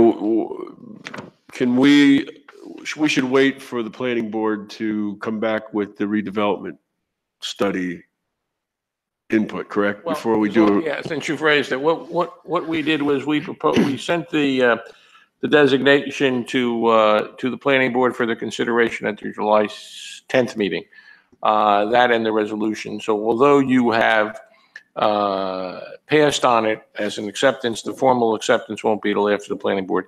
So yeah, as a matter of form, it would make sense to wait till after the July 17th or at the July 17th meeting before you engage Mr. Greidel. So can we, with the agreement of the Township Committee, put this on as a resolution on July 17th, assuming that we will, what will be will we actually pass it? We just need a motion to, what's the amount? 6 to 7. 6 to 7. 6,700. All you need to do is a motion. So I would just ask Mrs. Fritzen to carry this as a discussion item to the July 17th. Okay. Great, thank you. Okay. Next up, we have Mr. Daffis, the gender-neutral restroom facilities. Thank you, Mayor. In an effort to continue walking our talk and living our values of being a truly welcoming, inclusive, and affirming community, I respectfully ask this evening the committee, all of you, to move in favor of adopting a new ordinance that would designate all single occupancy or single use restrooms in the Township of Maplewood gender neutral. Let me explain a few things. I wish I could say that if we move forward with this, that we would be the first town to do so in New Jersey, but Hoboken is a month ahead of us, and their ordinance pretty much does what we'd like to do here as well, and we could use theirs as a model. If everyone is in favor of moving forward, I will disseminate the city of Hoboken's ordinance and work with our township attorney, Mr. Desiderio, in drafting our ordinance. So essentially, what we're talking about here is single use or single occupancy facilities, restroom facilities. That is defined as a toilet facility with only one toilet in the facility, or a toilet and one urinal without a privacy stall. Pretty self-explanatory, basically to be used by one person at a time. There's a locking mechanism controlled by the user on the door to enter the single occupancy facility. It would cover all such restrooms in the Township of Maplewood. That includes restrooms in township facilities and buildings, as well as such restrooms at restaurants and merchants in town. We would give, from the passage of the ordinance, we would put out a notice and give all businesses and merchants and ourselves 60 days, or we can give ourselves more time to cure and to comply with this, and make it very clear to new businesses under construction that they would need to comply immediately upon opening to the public with this. And of course, this would allow our our building and construction officials and building inspection folks to be able to inspect for compliance.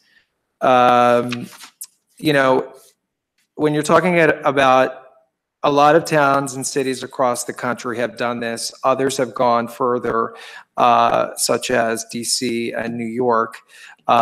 This is pretty small change, but important nonetheless, I think, and pretty much a no-brainer. No one would dispute that doing this would cause any harm to anyone, be confusing, or cost much of anything. If there are single use, and there are, because I've actually done a tour of single use facilities in town that aren't currently gender neutral, you know, it's just a matter of changing the sign to just say restroom.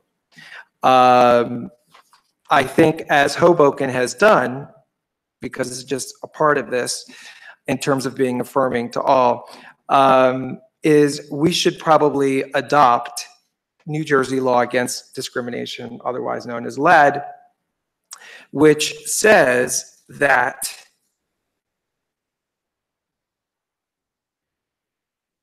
use of restrooms and locker rooms are permitted, individuals are permitted to use restrooms and locker rooms corresponding to their identified gender or expression. So by adopting New Jersey LAD, we are sending the message that folks are allowed to use the restroom that purports to their identity or to their non-binary status. There's nothing more undignified than to have to shame someone, follow them into a restroom or after they've used a restroom. And there are reports of this happening in our community, believe it or not. People aren't very vocal about it because this is such a private and undignified thing when it happens. But I know of it, and it's happened to friends of mine, and it should happen to no one. We should protect everyone who lives here. We should send the message that we believe in open to all public accommodation. We follow New Jersey LAD. We're adopting it by reference. And we're sending the message to those who are visiting our town that we're also very welcoming and inclusive to them as well. So I will entertain your questions. Yes, Ms. Adams. I'm very much in favor. Just to be clear, the ordinance change will require businesses to make whatever changes they need to make in their public restrooms. Only their single occupancy Only the, facilities. right, okay. Only the signage. And Well, only no, signage. whatever, yeah, well, Only the whatever, Need to signage. change the sign. If it doesn't currently just say restroom, right, Starbucks already has 2 single occupancy right, restrooms, and they just say restroom. They don't assign them to gender. okay. And Yeah, so it no, would just be a change of signage. yeah, right. okay. Nobody has to do any construction or anything like that. No one has to do any construction. No one has to add a urinal to the ladies' room. Correct. Yeah. Correct. And we have, I should mention, because this is important, we have spoken to and gotten the green light from our code enforcement committee about this, just to make sure that there are no plumbing codes that this would, you know, present a conflict. We wouldn't have to amend any code accordingly in order to do this. This would be a new ordinance. And I think what's part of this, in order for it to be successful, and that's the next item on the discussion, I can cover them both together, is that we would have to go out and educate some of our businesses and our merchants, not just about restroom use, but in general about cultural competency and anti-bias, you know, unintentional bias training. I've spoken to both business district managers about this. They're in support. They'd love to partner with us and help us in this. I've spoken to our chamber. They're also on board. And I've spoken to the Community Coalition. The Community Coalition, because of course, who's going to pay for it? The Community Coalition has expertise in this area. They've been doing it in the schools for many, many years. And they are going to be leading this effort through their residential committee in the coming months. And so we could certainly partner with them. The training part, I don't think, and I I welcome your advice. Mr. Desideri, I don't think the training part should be part of the ordinance because certainly we have no legal basis to make it mandatory. It would be voluntary. But working with our business districts and our chamber and other parties, we could find ways to incentivize our merchants and businesses to participate. So let me just get the temperature here. Are we in agreement to instruct Mr. Desiderio to draft the ordinance based on the Hoboken ordinance and have it up for our next introduction at our I next have a meeting? question. I mean, the answer for me is yes, but do we need two ordinances or ordinance of resolution in terms of the gender neutral restroom facilities, but also, Mr. Daps, as you mentioned, sort of whether it be endorsing or complying with or adopting NJ LAD?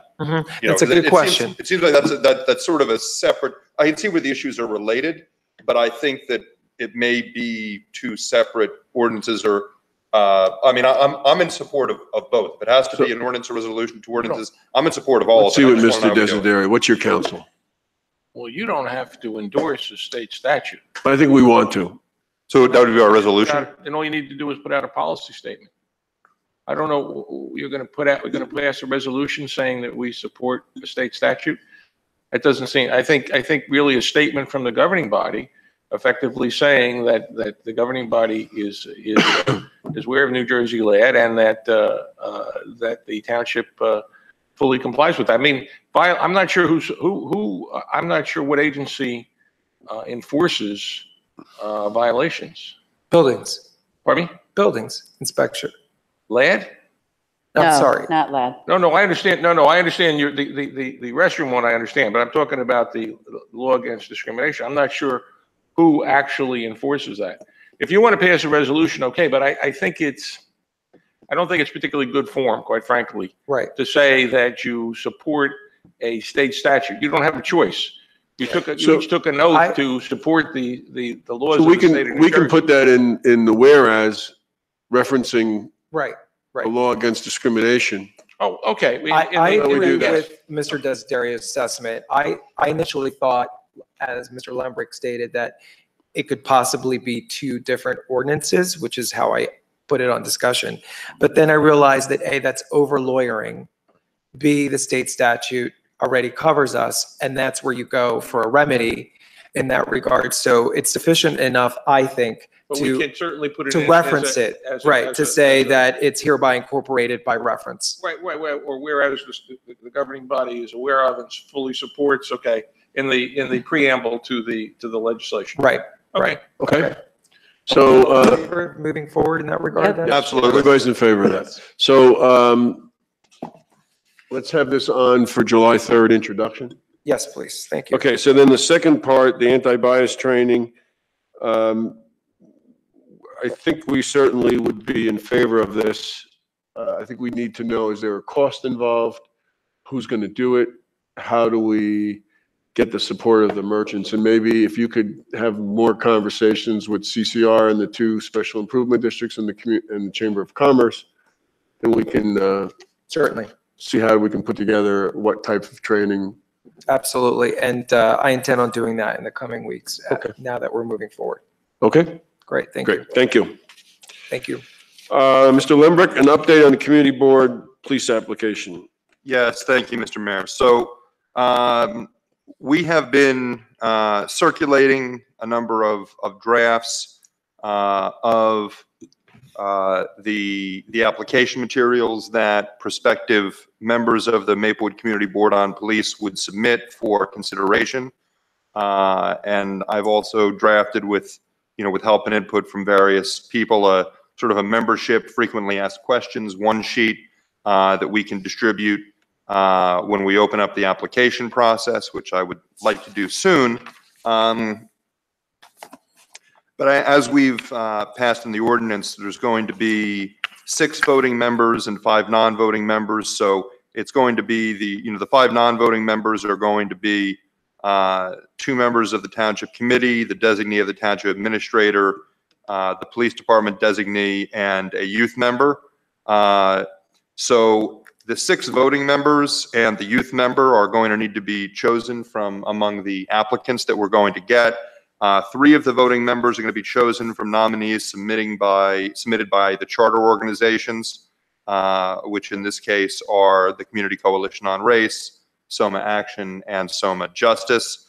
At this point, I have circulated, based on edits and feedback people have suggested among the Township Committee, Ms. Desiderio, Ms. Viveros, and some of the charter organization members who've been working with us, sort of the proposed final of the application with the FAQ, and with the hope of that we can hopefully finalize this soon and put this out to the public and start getting applicants.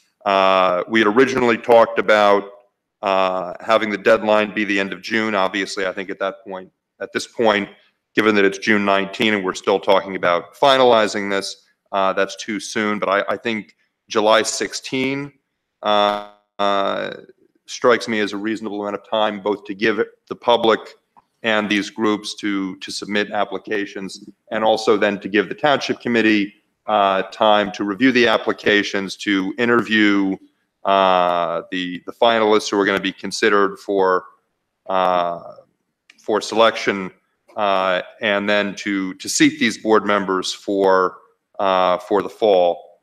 The thing that we would need, and I discussed with Mr. Desiderio prior to the meeting, is we're requiring the prospective members to sign a confidentiality agreement that if they are selected, they will abide by, to the extent they receive confidential, non-public information, that they will keep that information confidential. And Mr. Desiderio is going to work on that, and that should really be that should, I think, close the loop in terms of what we need for application materials. So what I would be looking for from the Township Committee at this point would be any further feedback on these application materials, and any reaction to the idea of having the deadline be July 16, and then moving forward with the selection process of the voting members and the youth member who's a non-voting member from there. That's what I have in terms of an update, Mr. Mayor. So I have, I think July 16th is tight. Okay. Is what? Tight. Okay. I would push it back to our next meeting, but that's. Meaning push it to like July 30th? Yeah, something like that. Okay. I just think it's a little tight because if, people you got to give people time because they lose it and they don't understand what's going on. But I was confused by the new application because you have the old community volunteer resource form. Is that to be part of it? Or Well, I mean, what I was thinking is that there'd be no reason to, from my perspective, reinvent the wheel.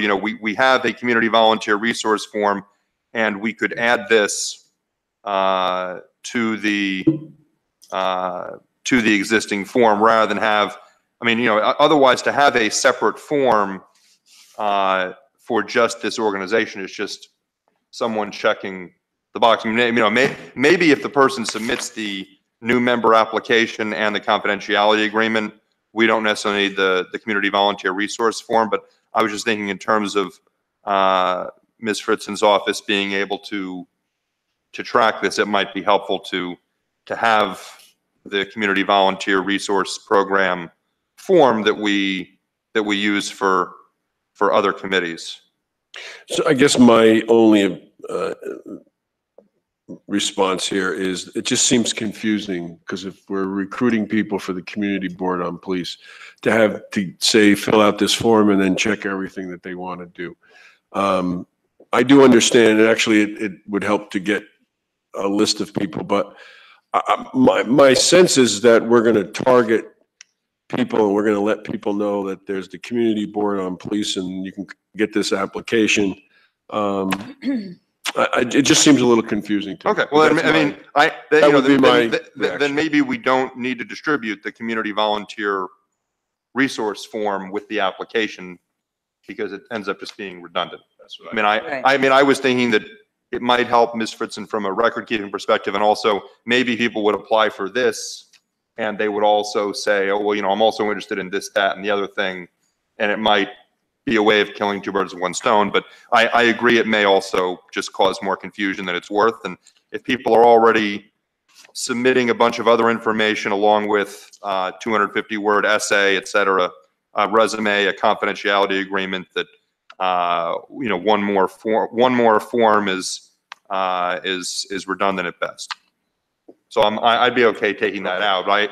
Maybe we just distribute the new member application, and if there's anything that's currently in the other forms that we'd be taking out, the community volunteer resource form, that we can just add that to the application, but on first glance, I don't see anything. I don't think there is. So I think we distribute the new member application and the frequently asked questions, sort of the one sheet informational, and we can get that out. Once we have the confidentiality agreement, I think we can get that out via all the ways we distribute this, the website, e-blast, social media, et cetera.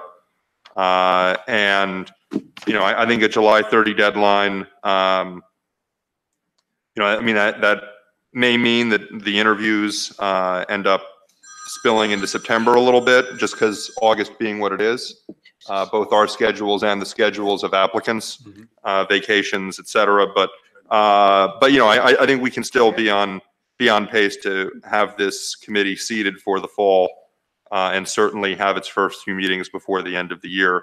So yeah, I think July 30 makes sense as a deadline. Okay, everybody? Okay. Yep. Okay, thank you. Thank you for your work on this, and thank you, Mr. Desiderio, for your work on this. Yes. Just a couple things on sustainable Maplewood. I mentioned before, you heard me mention to the mayor, Jackson, our Sustainable Essex Alliance, we're still moving forward. The 6 towns are passing ordinances to move forward with the energy aggregation. We think the request for proposals will go out to energy producers in August, and that we will roll out the program in the 4th quarter of this year. Are we reaching out to any more towns or just moving right now with this one? At the moment, we're moving with these 6. If another town wants to join, the program will allow additional towns. That's great. As I said, this was 119,000 residents Amazing. in the 6 towns. And if we were all one town, we would be behind Newark, Jersey City, Patterson, Elizabeth, and then the Sustainable Energy Alliance. That's awesome. So that's cool. Okay, we talked about the EV stuff. Recycling, we're going to put down to number 10 and talk about that. I wanted to talk about the Hilltop bikes. Yeah. As you know, Milburn Bike Shop closed. There's been some discussions with Hilltop Bike about coming to Maplewood and opening up a bike shop. They don't really know the market that well, whether there's interest in doing it and what have you.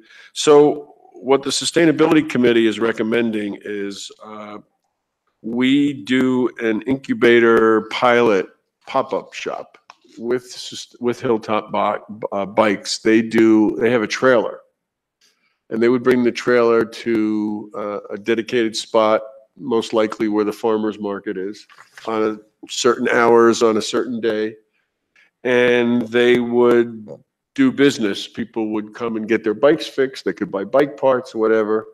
And the hope is that if this is successful, that they would entertain opening up a bike shop on Springfield Avenue. Brilliant idea. I thought they were going to open up at the farmer's market, no? No, there's Is too that- much going on at the farmer's market. It's a pop-up. So, I know what a pop-up is. I So- just don't know if my issue is I think it might be more successful to take, he has a trailer to take 3 spots adjacent to the farmer's market in those spots right behind the restaurant, the former version, whatever the former restaurant was. Because you already have people coming just for exposure and maybe promote it. okay, so even if we were to do that, we would have to agree to deal with them outside the farmer's market, because the farmer's market has certain rules about vendors have to pay and all this kind of stuff. Right. A pop-up vendor is Right. not, I'm not really talking about that. I'm not talking about even in the farmer's Right. market. No, I understand. So we would have to agree that we would want to do this as a pilot to give space to this. So whether it's farmer's market day where you're suggesting or some other place that's adjacent to the farmer's market, not in the farmer's market, we still would have to agree to do this. Right, Ms. Favero, we can talk about this, right? Because we've had a conversation about this, so. Right, and with the rules and regulation of the market, there are paid vendors that are there, whether they're selling produce or any other product. And one of the things we've initiated is having a booth, whatever you want to call it, a space there for local merchants to come once a season to promote their business. And we're treating this the same.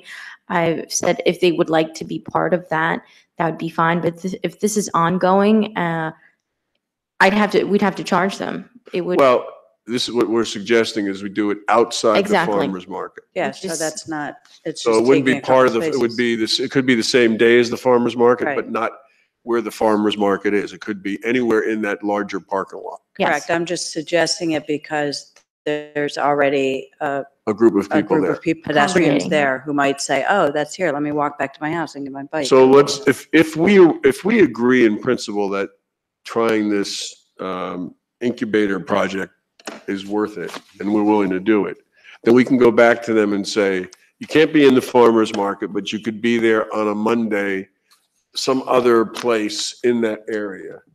Or if they would rather have a different day, we can go back to them with those options. Well, I think I was talking to Ms. Woods about this and Ms. Viveros, and we were discussing it being in the farmer's market. This is a new, I guess, angle, and I think it makes sense because I agree, Ms. Adams, it should be that day to get that traffic. And the difference is I attended Biketopia in Maple Crest Park, and we estimated about 40 bikes. We had almost 100, and it was the same day as the opening of the pool. So it was pretty impressive to have a line of bikes almost to Springfield Avenue all the way into the parking lot. And they did all the work pro bono, which is, I think, another factor too. This time they will charge. So I think they get to see kind of what's going to happen when, you have to spend a few bucks. But the trailer or the van that they have is unbelievable. They can do full service in it. They had most of the equipment. They could bring more.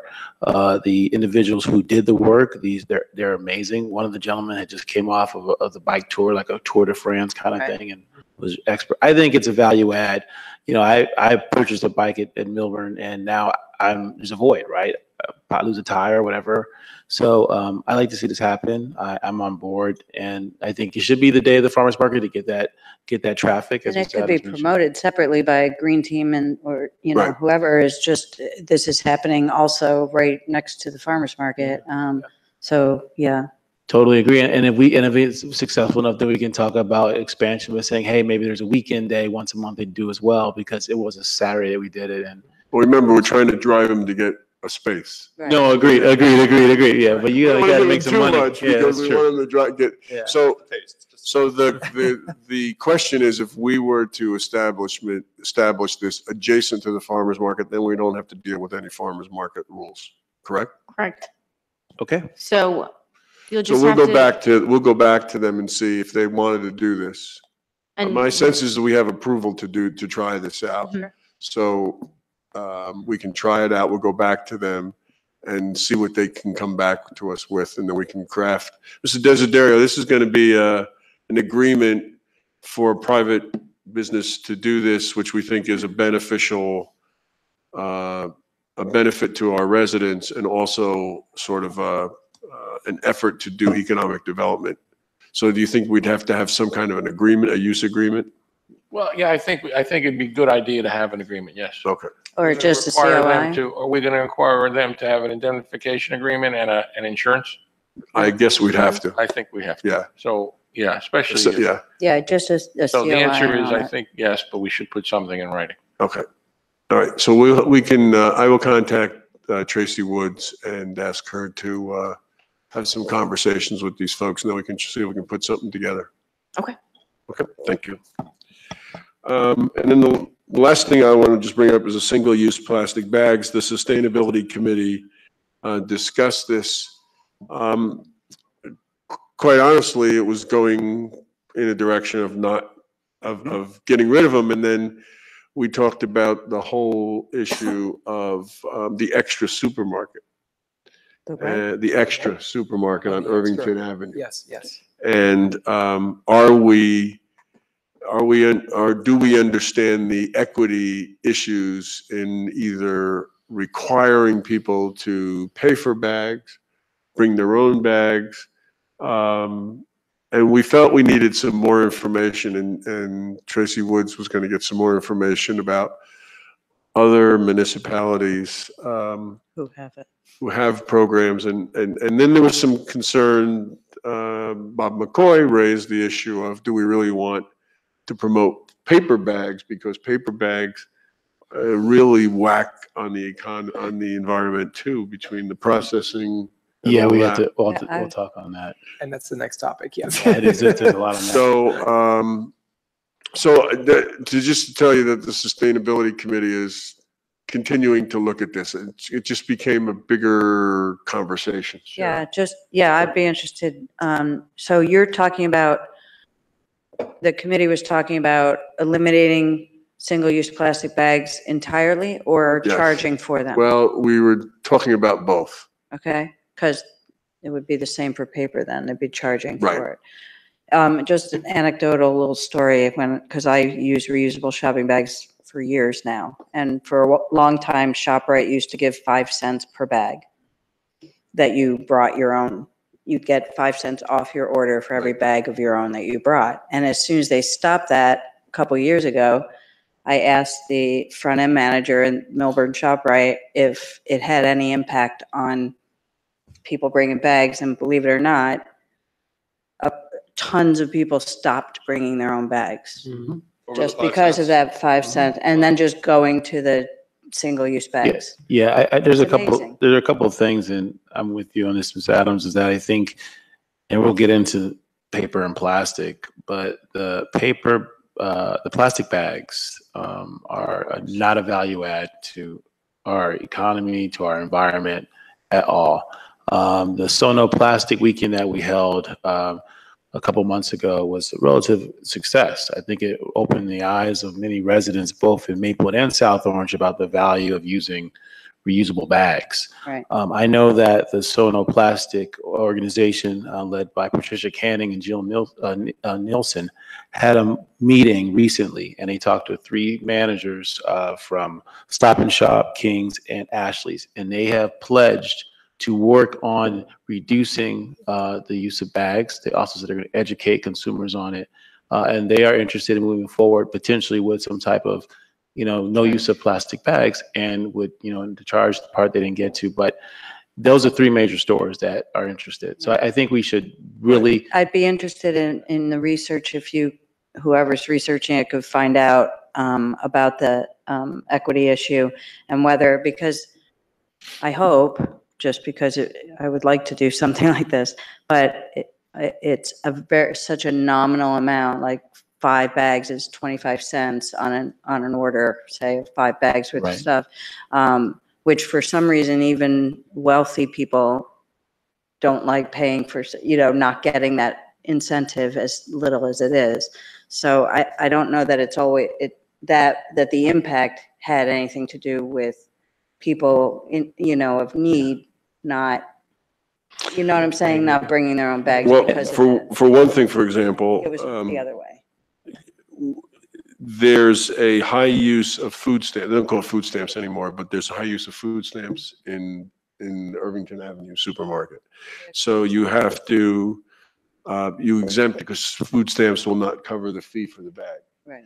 So if you had 10 bags and it was 50 cents, you'd have to pay that out. So what you do is you'd have to, in some jurisdictions, they waive the fee for food stamp recipients. So that's something to think. So we just have to, I guess that was where we ran into this, is that we have to understand that we're just not Ashley and King's and Stop and Shop, that there are other areas. A lot of people go to 7-Eleven and do grocery shopping. Yeah. So again, if you're buying orange juice or something and paying with a benefits card, we just have to understand that.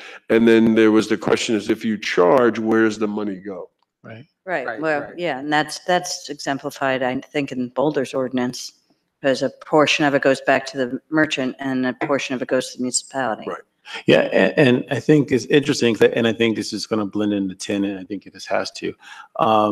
What we're talking about is one part of the life cycle or stage of the life cycle of recycling. We're Right. talking about when you buy, goods and services, or goods, I should say, and you have a plastic bag, and then on Sunday nights or Monday mornings, you do your recycling, and so a lot of you put those plastic bags into the recycling. And what happens there after the truck comes by and picks up that, your recycling, that in your mind, you're done.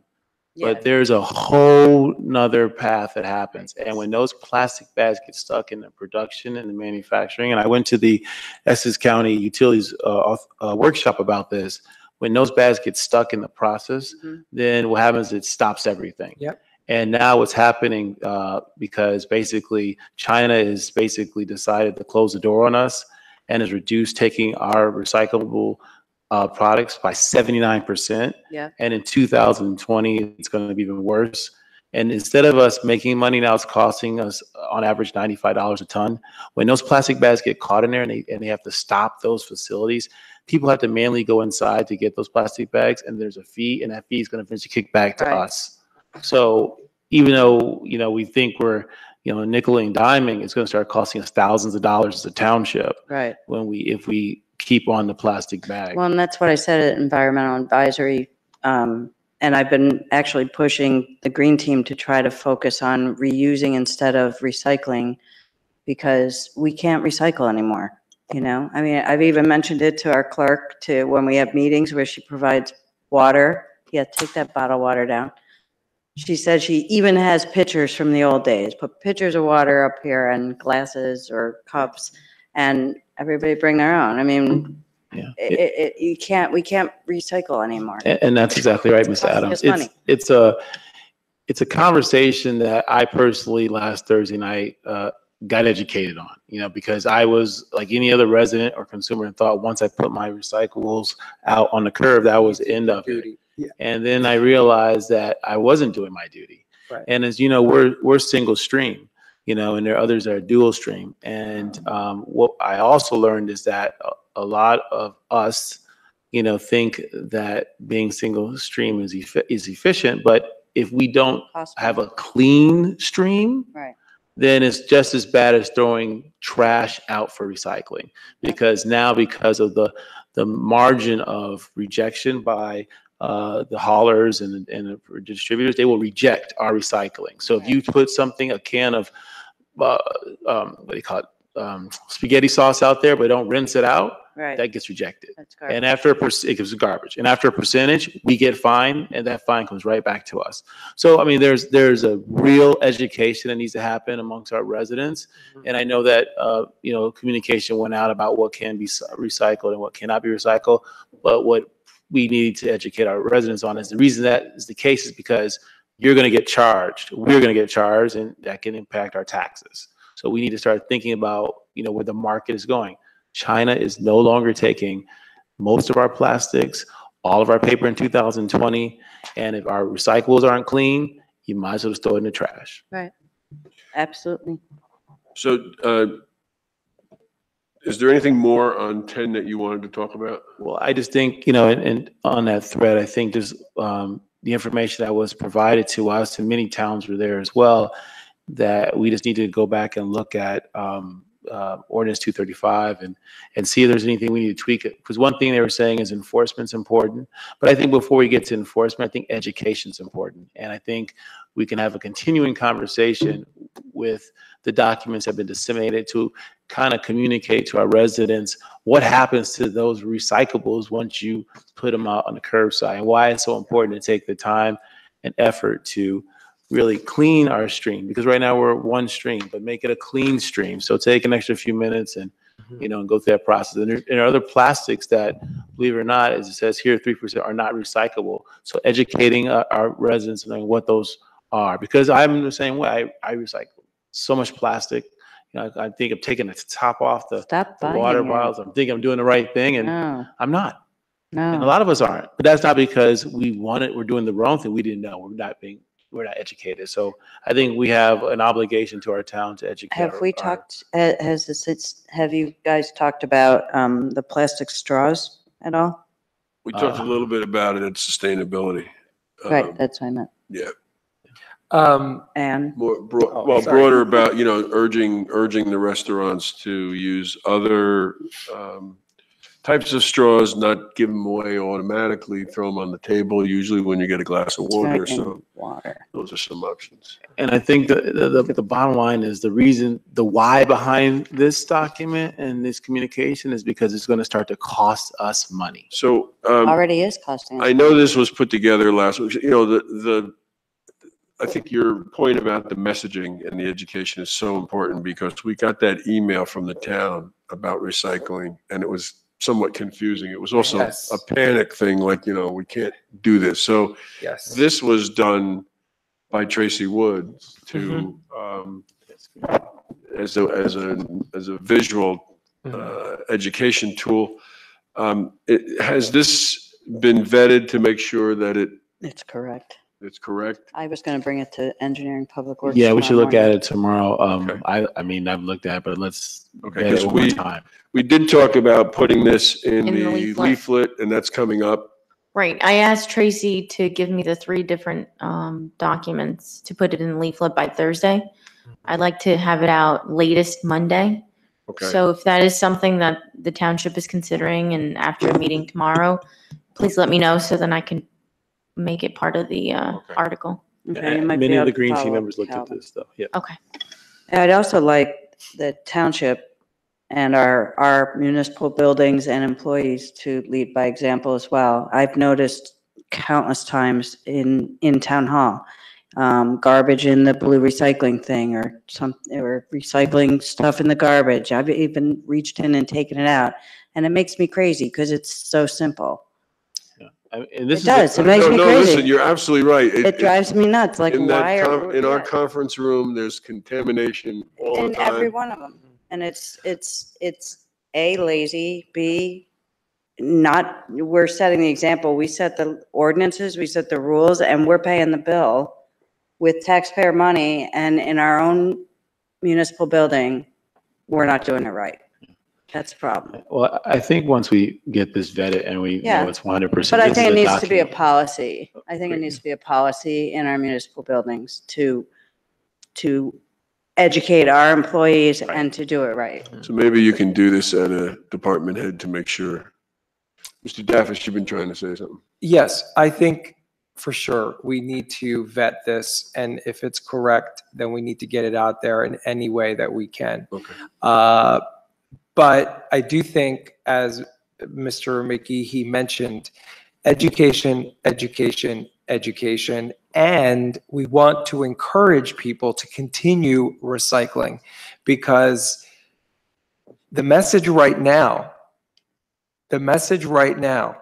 is, well, I can't recycle plastics not coded 1 through 2 or 3 through 7. I can't recycle shredded paper. I got that communication from the township that it was confusing. And I just read in the Washington Post the other day that they're not taking our recycling anymore. So why the hell should I recycle? Right? So it's really, really important that we entertain every possible method of making recycling easy. One of those things is, and I know I've asked about it a couple of times and I haven't heard anything about it. I read in our New Jersey League of Municipalities magazine that we all get every month, which I love, by the way. I can't stop reading that thing. I know I'm new. He hasn't been reading I'm it very for 20 green. years. Anyway, there is this recycle app that That's on the our state agenda. bought and is making now available to municipalities for free. It would be a great thing if our residents can have that thing on their phone. The way it works is you have this item right here and you don't know if you should recycle it or not, right? And you had 3 glasses of wine, it's about 10:30 at night, right? And you got a million things to do, right? And you're tired, you got a meeting in the morning, you're like, ugh. You pick this out, you pick this thing out, and you take a picture of your item on your recycle app, and it says yes or no. Done. Let's get recycle app. Thank you. Okay. So can you follow up with that? I will, and I just wanted to clarify that, what was put out was regulations imposed by our current vendor. Those are their guidelines. No, I understand. I mean, what was put out by the, yeah, I think the problem is that, for one thing, they did some further negotiations with Giordano, right? Yes. And that's how they got the 3 to 7 non. But yeah, it's not so much to affix any blame on that. It's more that the message I got when I read that email was sort of almost stop recycling. Correct. And I think over the years, there has been an effort not to discourage people from recycling anything because then you won't get people recycling. So what happened was the market was always able to absorb all this stuff, even the junk. There was enough to be made money-wise that if you had to pull the junk out and send it to the incinerator or to landfill, you could do that. That's not the situation anymore. Now the margin is very tight. So you have to be very concerned about the contamination, and because the end product, people are rejecting. Now with China out of the deal, these countries are just rejecting these loads of stuff.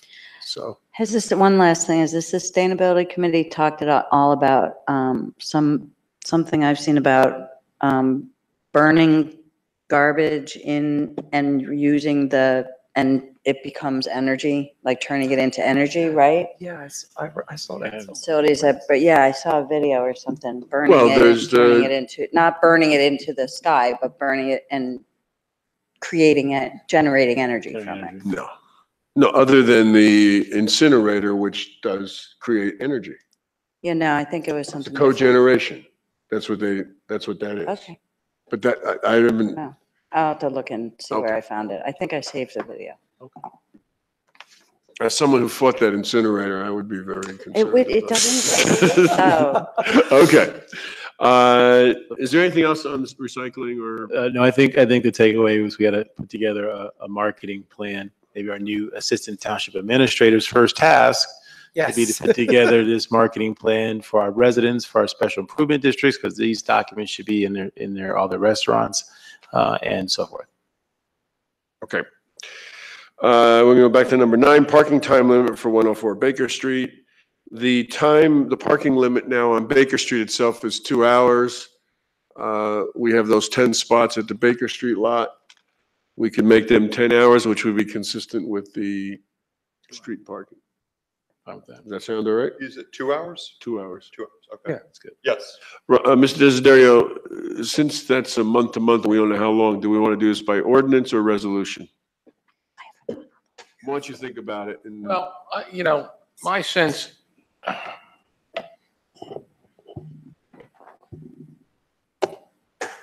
Okay. Okay, thank you. That'll be on for next meeting, because then we have to put some signs up. What is it if someone's parking there tomorrow? What? They just park. They can do whatever they want right now. Okay. I should have said that out. Okay, yeah. The consent agenda, can we get a motion for items 1 through 16? 1 through 5 and 7 through 16, right? 'Cause we Right, already yes, passed 1 through 16. 5, 7 through 16. Yeah, Mr. Mayor, I'll move items 1 through 5 and 7 to 16 on the consent agenda. I'll second it. Please call the roll. Ms. Adams? Yes. Mr. Daffis? Yes. Mr. Lundberg? Yes. Mr. McGehee? Yes. Mayor DeLuca? Yes, and can we get a motion to table until July 3rd, 2018, item resolution 14618? Mr. Mayor, I move that we table resolution number 14618 until the next meeting. Second. Please call the roll. Should we explain that it's because we got it so late and it's voluminous? Voluminous, yeah. Very good. Voluminous. That's why. We got it late and it's voluminous. We don't want to imply Ms. that Adams? something's wrong. Yes. Mr. Daffis? Yes. Mr. Lindberg? Yes. Mr. McGee? Yes. Mayor DeLuca? Yes, thank you. Public comment, there's no one here. Administrative reports, Ms. Viveros. Okay, I have a few things I'd like to cover. Boyden Avenue. We know that part of that project will be completed later this year, but the other part won't, and that's from Springfield Avenue onto Elmwood into that section. With Avalon coming in and transit using our pool lot, having considered now 129 Boyden Avenue, as a extra facility that Township is considering using, I think we need to pay a little more attention in terms of the infrastructure before, the fact that it's going to take, let's say, a year to repair. I wanted to take matters into the Township's hands and meet with our Department of Public Works director and outlined about there are 6 areas that we would do some large cutouts to cover, the holes the potholes right now are becoming so excessive that there is just becoming like large areas. So we're looking at 6 different areas. One of the areas is coloring of the crosswalk for the new transit employees. I'm looking to do that in the next couple of weeks. We met yesterday to go over the project. We've communicated with both engineering and police to make sure that when we do consider closures, when it would be the best time to do that during the week, obviously considering the weather, but we want to move forward in repairing that Elmwood and Springfield Avenue area. So where are we going to get the money to do that? Is that just going to come out of DPW? it's going to come out of DPW. And just so you know, anytime now that the pool's open during the week, anytime that we had to close Elmwood to deal with Avalon Bay work, that became a really a problem for people getting to the pool. And even though the police were letting people go into the pool, they didn't really make an effort to let people know that that was the case. People drove down there, saw the police car with the blinking lights and took off, and then said, I can't get to the pool. Instead of the police officer being out there saying, do you want to go to the pool, or having a sign that says pool access Pool only, open, something like whatever, that. yeah. So we're just looking to have the one lane closed, which is the, I guess, Southbound. is that the southbound, to have that closed, because the other lane seems to be just a way better condition and more of a pothole repair situation. So it would only be the one lane, and we looked at the traffic and the issue of of that issue, so we wouldn't be closing both lanes. So, okay. But I will bring that point to the chief in order to have some signs and even have recreation put some A-frames even at the corner to say pool is open, come through, if you will. Today we went out to bid for bus transportation. This is the second time, and we did not receive any bids. So the next step would to pass a resolution to go out and negotiate for these services, and this is dealing specifically with the recreation department. So we could either motion tonight in order to have that done. You said you went out a second time? We went out a second time. Received no bids a second No time? bids. Correct. So statutorily, you can now negotiate. So we need a motion to authorize the administrator to go out and negotiate bus transportation. Okay. No, we need the motion.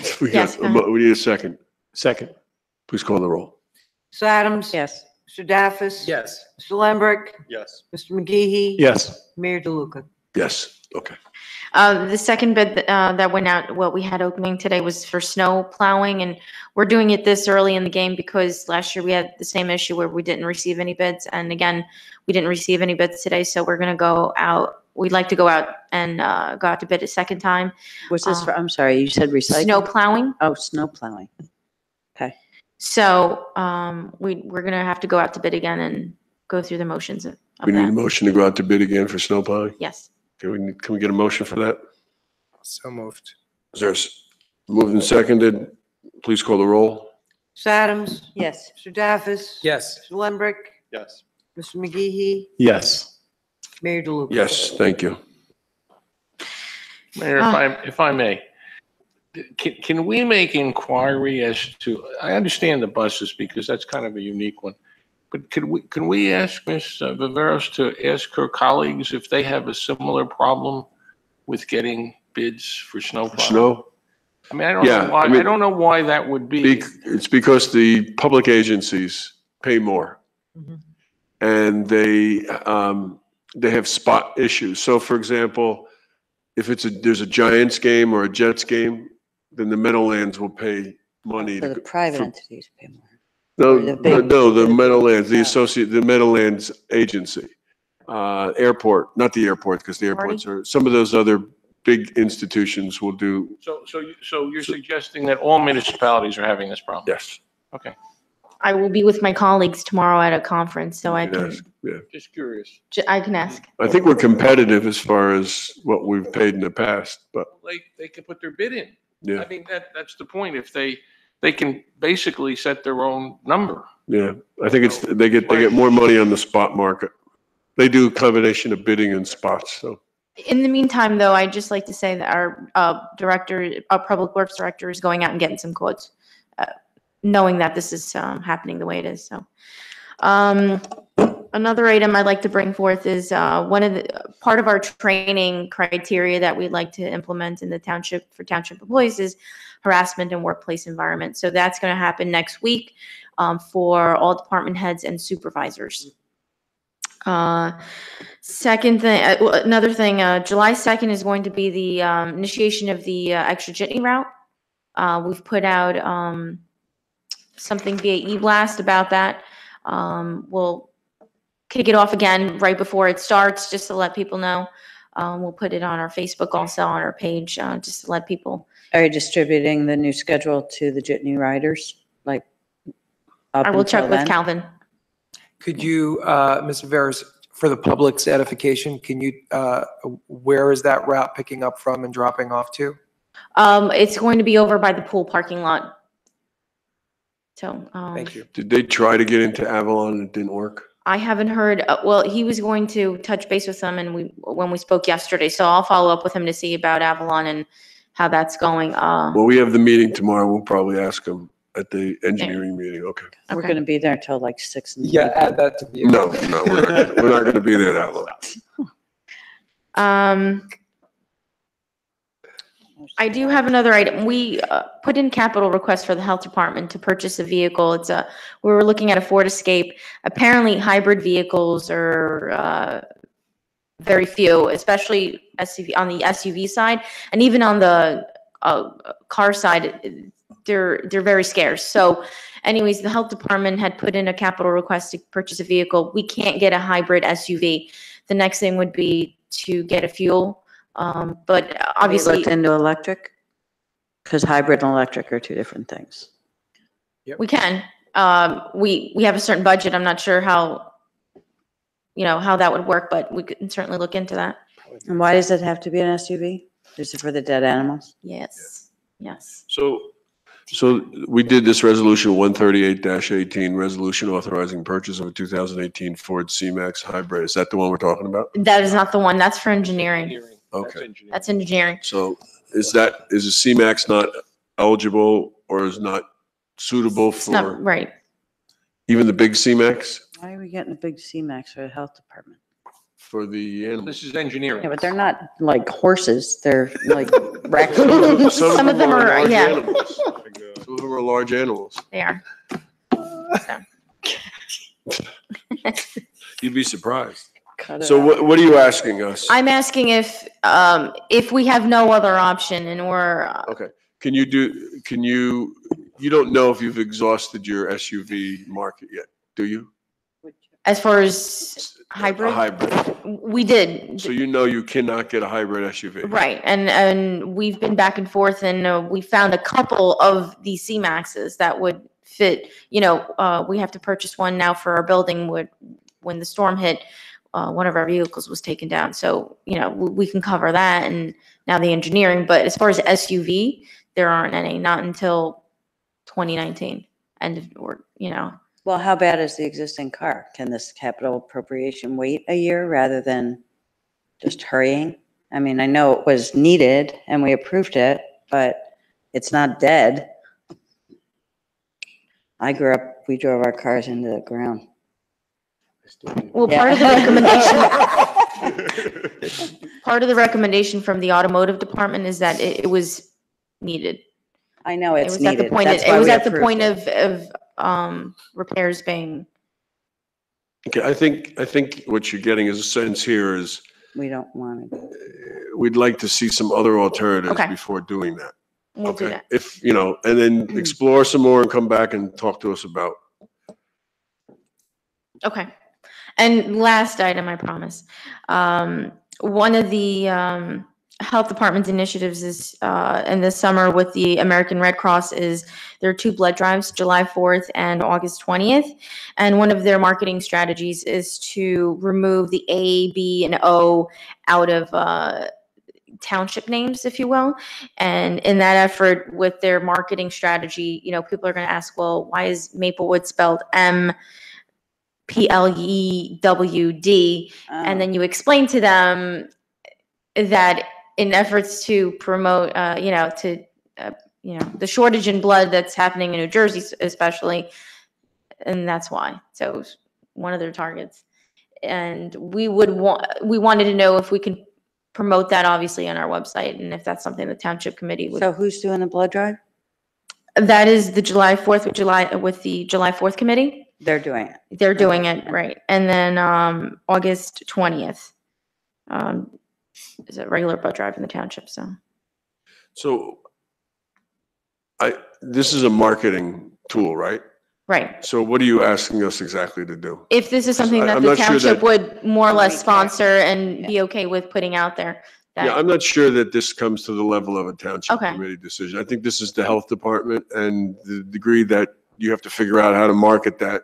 As long Okay. as you're not doing something stupid, Well, you should do it. well, I think that's why she's asking, because I have a feeling there might be some people who think that's a stupid idea. Yeah, but I don't, Or you're taking letters from a name. Yeah, taking letters from our town's name.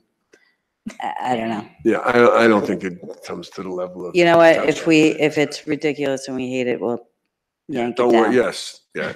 Ask for forgiveness. No, I hate that. Okay. We'll put out the marketing material and obviously explain what it is. Yes. Are you not going to say anything about the farmer's market where we have withdrawal?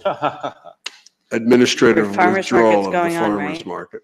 The farmer's market is ongoing. Okay, that's good. Yeah, very good. Mondays 2 to 7. 2 to 7. There you go. And every month we now have live music. Cool. Once a month. All right. Music. Do you know when once a Okay, month? anything Like the for, first I have the dates. Oh, it's not Well, consistent.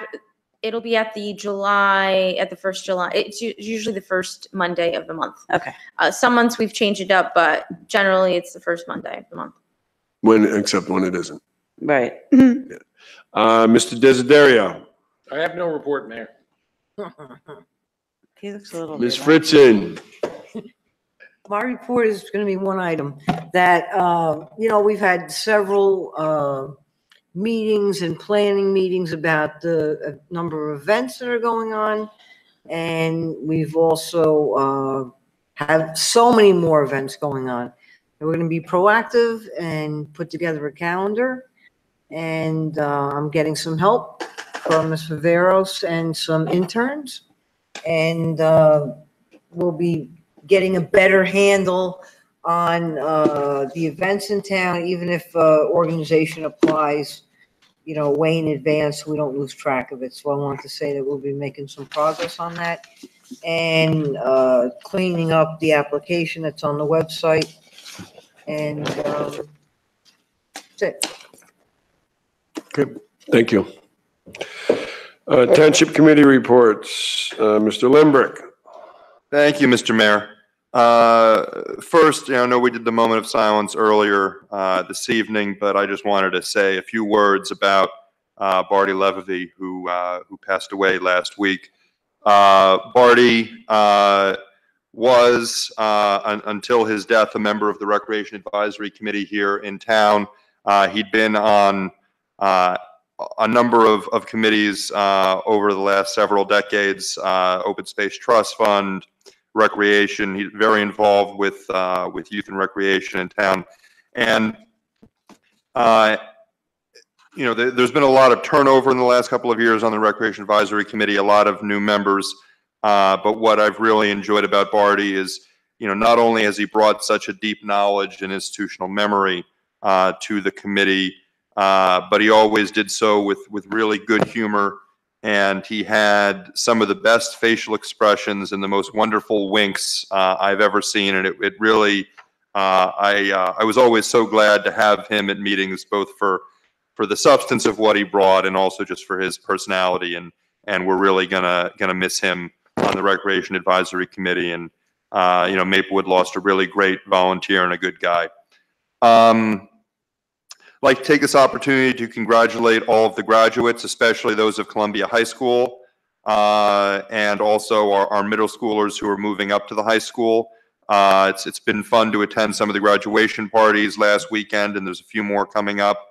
And you know, just hope everyone is safe and is enjoying this great time. Out of the recreation department, wanted to talk about some of the youth basketball camps that are going to be running for the next couple of weeks. Although some of them won't be able to run if we don't have more signups. So for those of you with boys and girls in second and third grade age group, June 25th through 29th next week, and also July 16th through 20th, we're running basketball clinics in Maplewood Middle School for grades 4 through 5. It's going to be the week of July 2nd and the week of July 23rd.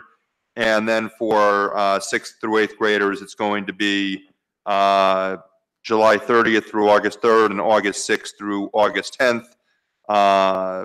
And you can sign up through Rec Desk or in Town Hall at the Recreation Department. It's a great opportunity to keep the kids busy and learn basketball with some great coaches here in Maplewood. Some updates on the pool. We've had some very busy weekends, especially this past weekend, where the weather was very warm and sunny, and we had a lot of our neighbors from South Orange coming over to use the pool. Want to remind people that as the weather is heating up and as school is getting out, pool memberships are still available. You can still sign up on Rec Desk or at the pool or at Town Hall. We have a number of great events coming up this summer for the kids. We have the mermaid camp, we have the diving camp. Also for all members, we have the Wednesday night band nights that are going to be starting soon. We have a number of DJ nights happening throughout the summer, and also a number of float nights where we'll have the pool floats out. So come on out to the pool. From the July 4th committee, tickets are on sale both for the July 4th events as well as for the circus, which this year there's more performances. There'll be the July 4th performances as usual, but also the night before there will also be 2 circus performances on Tuesday night, July 3rd. So you can buy your tickets online or at any number of locations around town. The season is coming up for neighborhood and block parties to start up. Anyone interested in having a neighborhood or a block party can reach out to Ms. Fritzen in her office, and they can get you set up with the permits. And if any of you out there are having neighborhood or block parties and want to invite 1 or more members of the Township Committee, I know I love going out to block parties and using that as a great way to meet residents and what? for an invitation. Oh, yeah, no, I'll bring a six-pack. Someone's campaigning this year, right? Yeah. So yeah, so, send us an invite.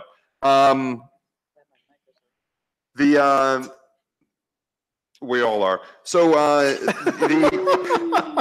You're almost done, right, Mr. Lembrick? yeah. The last thing I wanted to talk about was an update on school funding down in Trenton. We've got Senate 2 and Assembly 2, which are both making their way towards passage. This is the bill I spoke about last time, which is going to eliminate the winners and losers and make funding more fair for schools here in New Jersey. It's going to eliminate the growth caps and adjustment aid, both of which have had a really adverse impact on a number of school districts, including our own here in South Orange, Maplewood.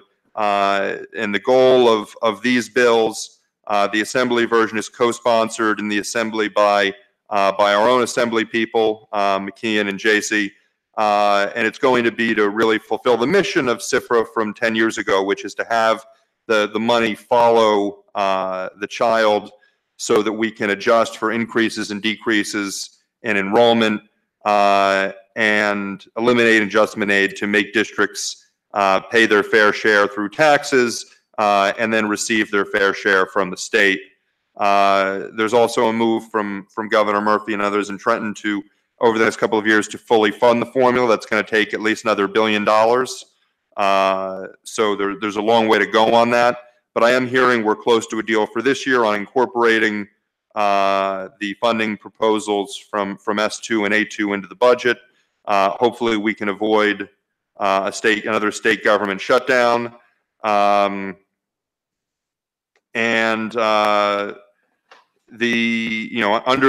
the proposal, under S2 and A2, the initial numbers are showing that the impact here on South Orange and Maplewood is we could possibly add as much as $1 million in state aid for next year, which would be huge for our schools and our taxpayers.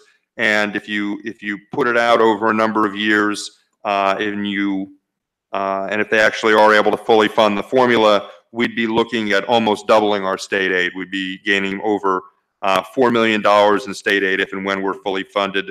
And that doesn't even include the additional potential advantage we would get because the county would also be getting more money. For example, the Essex County VOTEC would get $7 million additional dollars in state aid that wouldn't have to come from county taxes. So I think we're really moving in the right direction. And I hope that, that in the budget process, back and forth down in Trenton, we're able to avoid the shutdown and able to make these important changes to school funding to make it more fair and coincidentally to benefit our district here in South Orange, Maplewood. And Mr. Mayor, that's my report. Okay, well, there's no more time for anyone else's reports. Well, that was a thorough. That was thorough. report. Mr. Davis. Thank you, Mayor. Just a couple things. Seniors and farmers market vouchers, they are available. You get $25 if you're eligible for the season. You cannot expect to receive your voucher at Town Hall.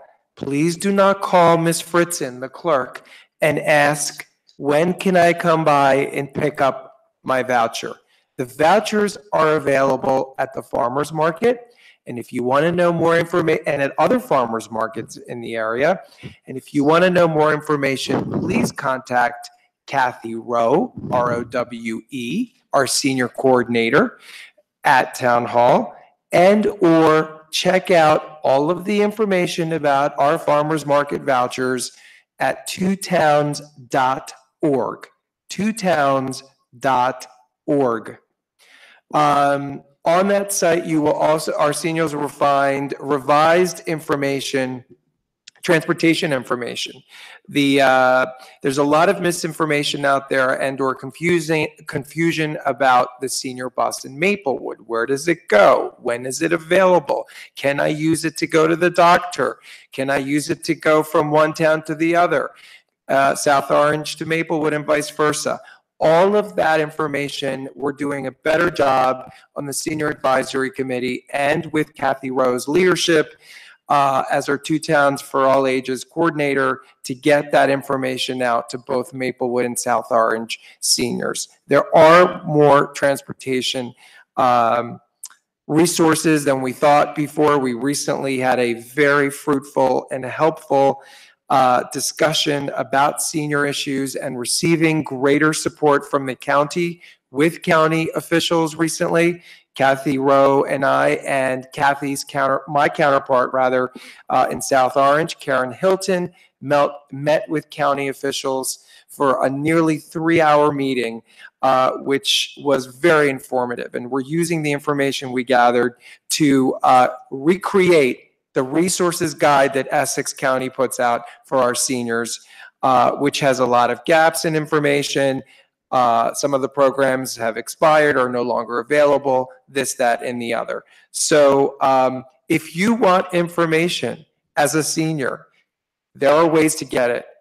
And as we move forward to do more for our seniors in town, we need you, seniors, to engage with us. We need senior buy-in. We can't have a senior bus if only one senior takes it.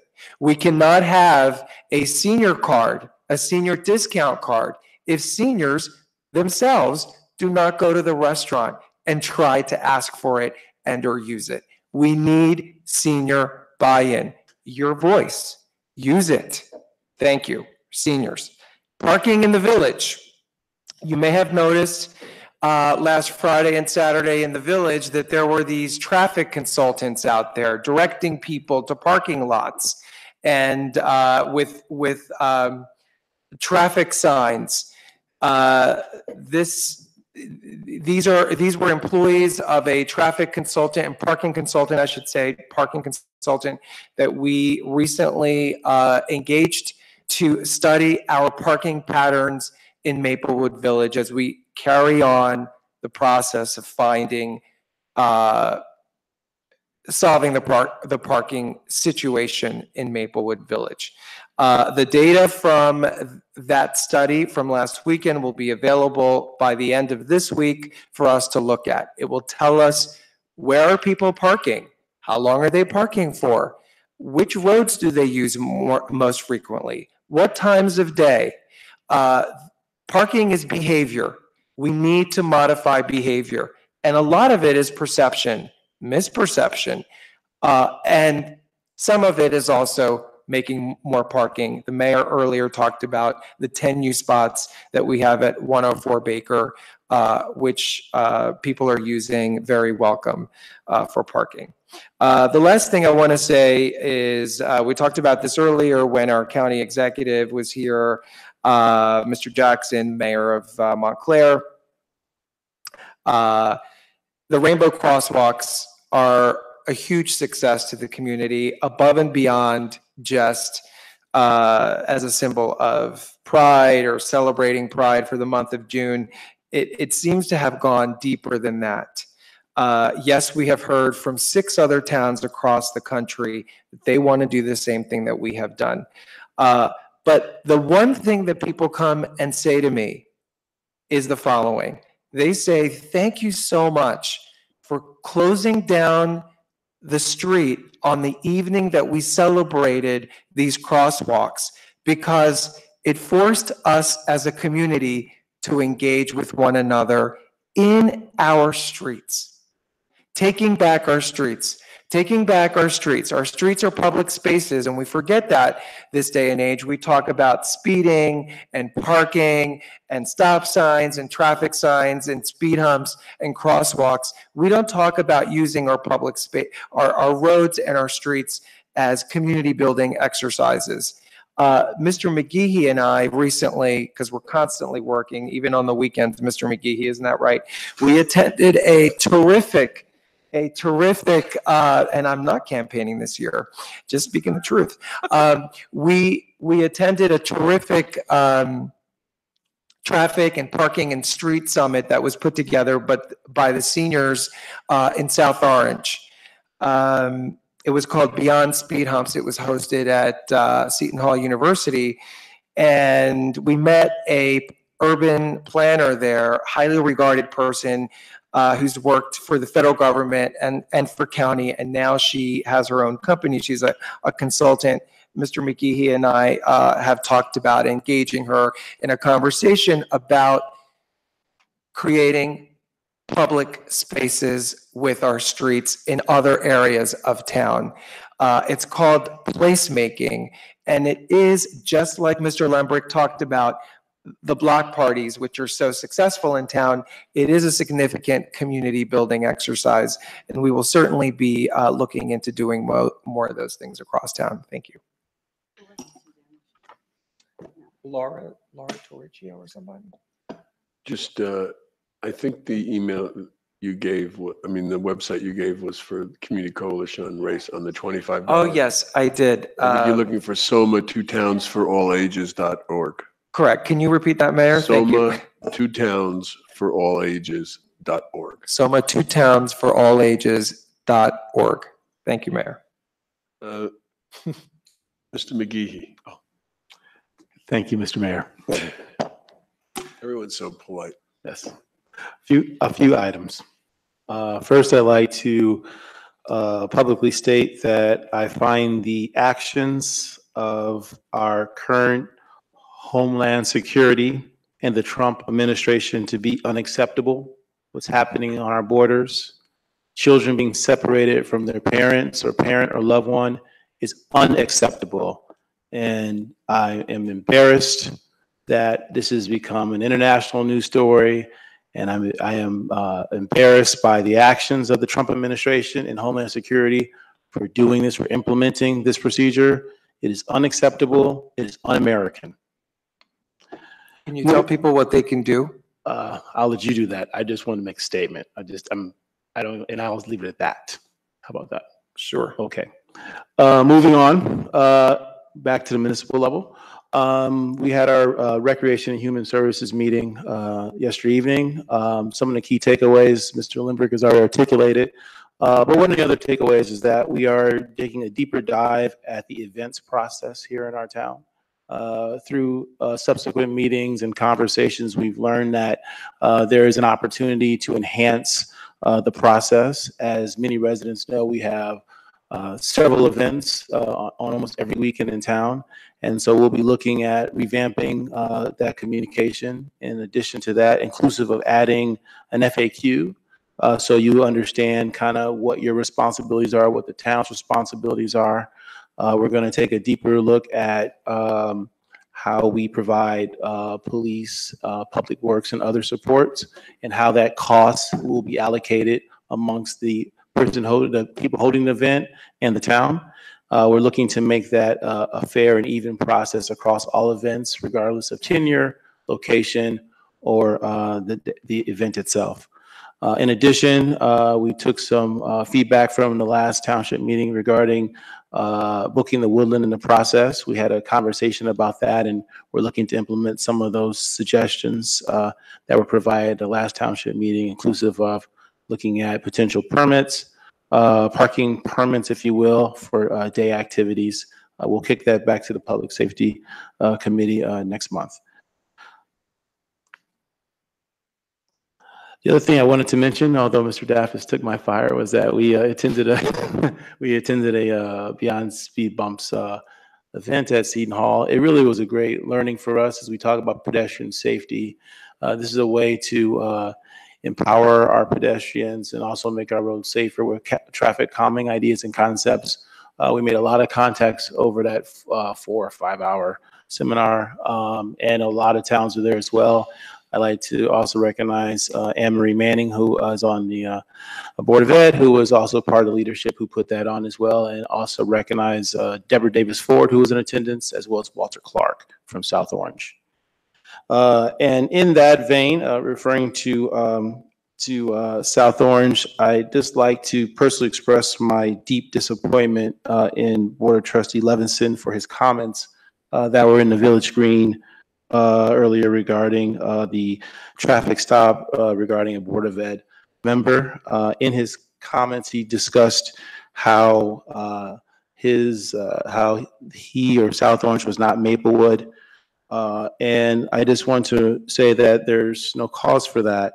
We are very cognizant of the events of July 5, 2016, and this committee has been doing enormous amount of work to address what happened almost 2 years ago through our actions of hiring what we feel are the right new leadership, hiring new officers that are more in line with our community values, and also making adjustments within our police force to adjust this. In addition to our board, our new police community board, and also through our other events like the Maplewood Mentors Program, which ended on Monday, its first successful year, as well as our open gym nights, and just a laundry list of things that we are doing collectively, individually, to move forward in the right direction.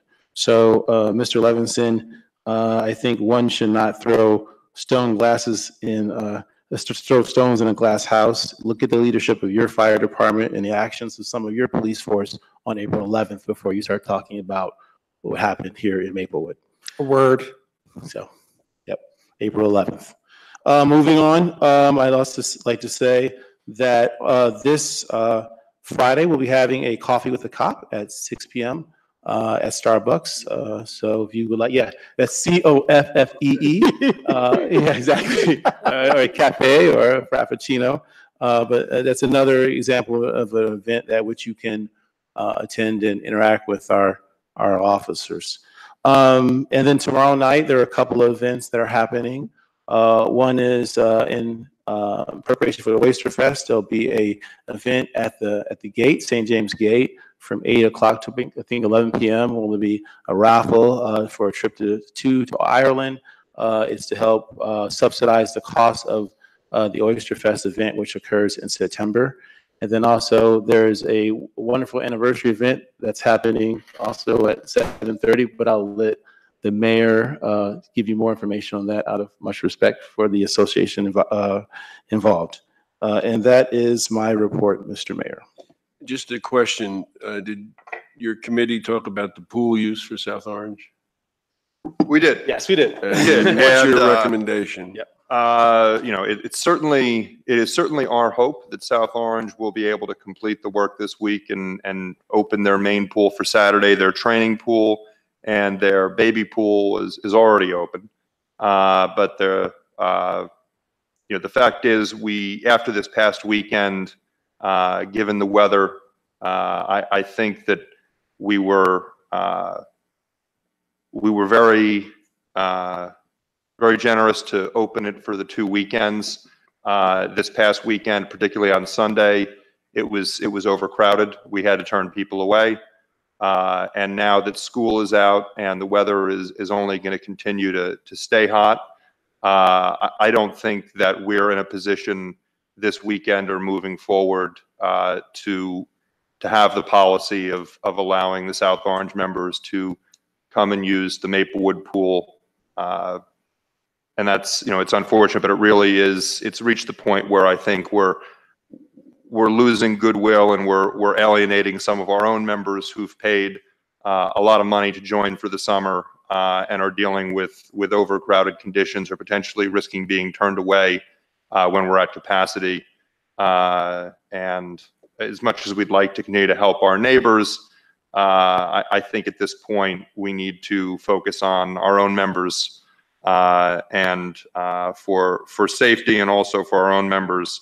I think at least through the end of this summer, I don't think we can have the South Orange members coming over, and that was certainly something that Ms. Mancuso and I have talked with the managers over at the pool, the staff we have over at the pool, and we spoke about last night in our Recreation and Human Services Committee, and everyone was pretty much unanimous that it's nice that we've been able to do it, but at this point, it's just not feasible to do so going forward for this weekend and beyond. And hopefully South Orange will be able to open soon.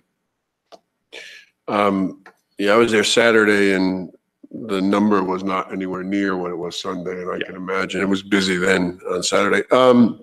Anyone object to the direction to say no to South Orange? We did give them 2 weekends. I understand all the points Mr. Lundberg has made. I would like to be able to continue to allow South Orange to use it, but I sense that I would be possibly the only vote on that, so.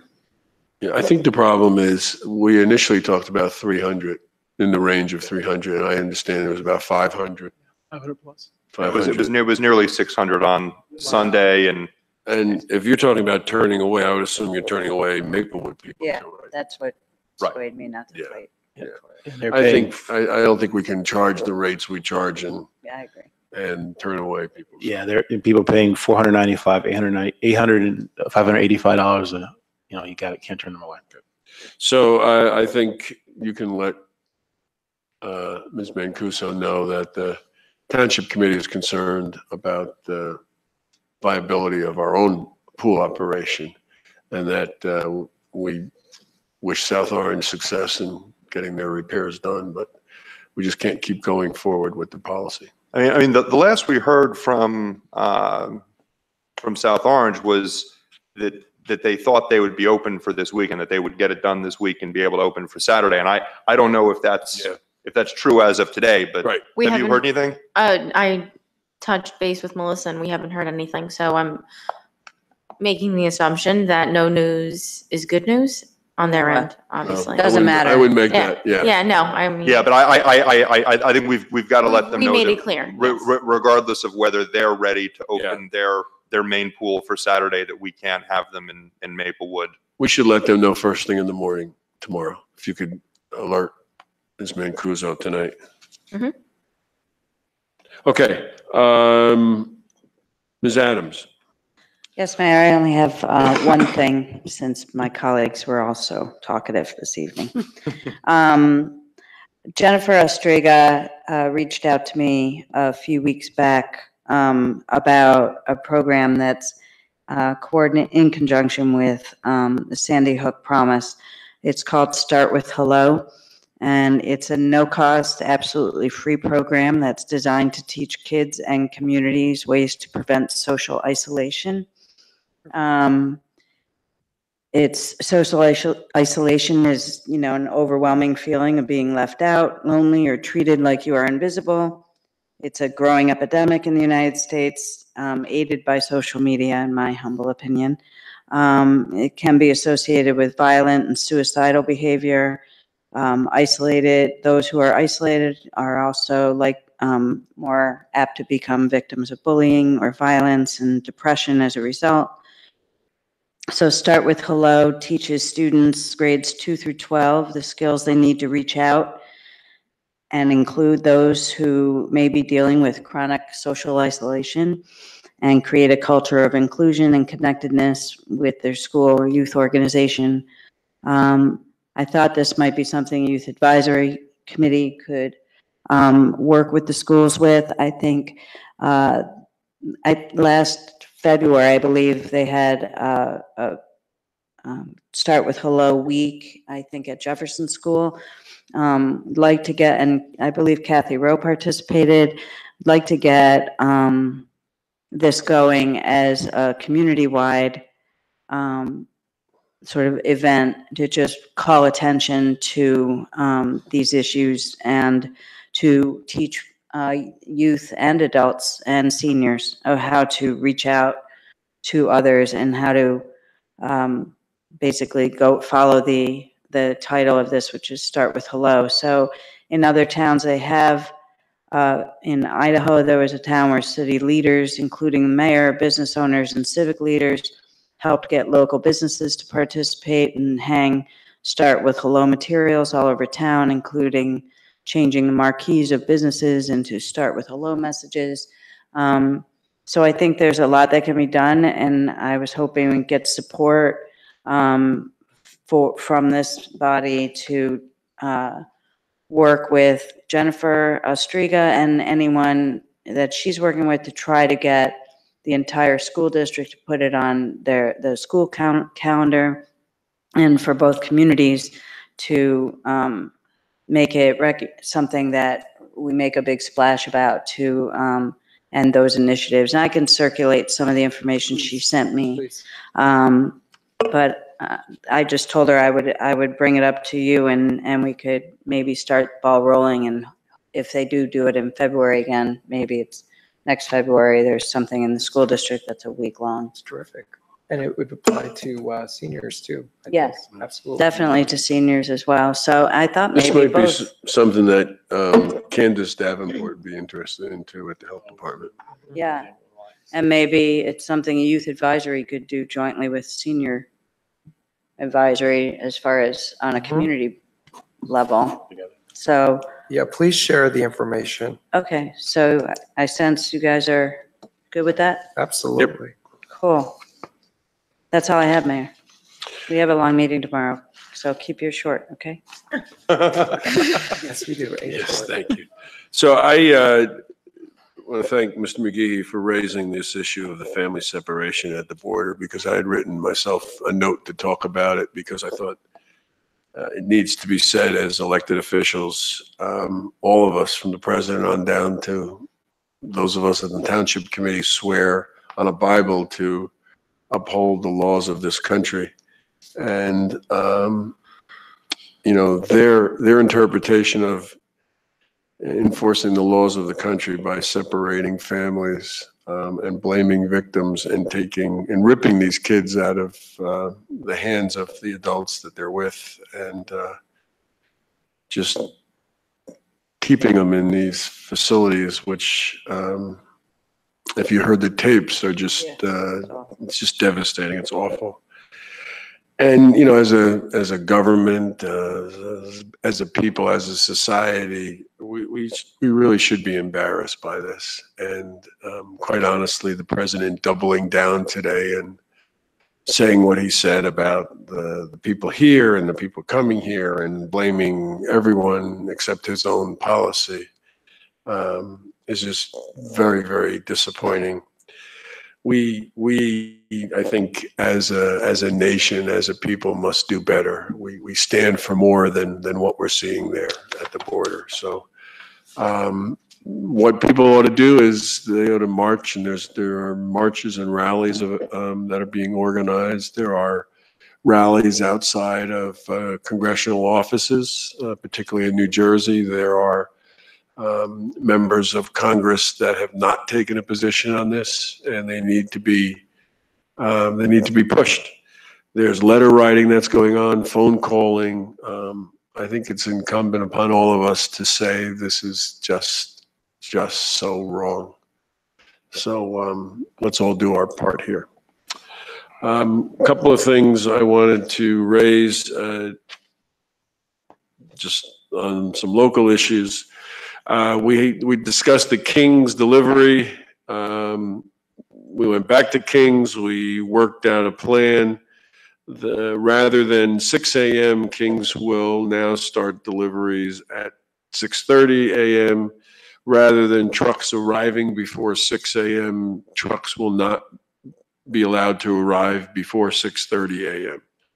And the arrival of the trucks and the deliveries will be at the same time.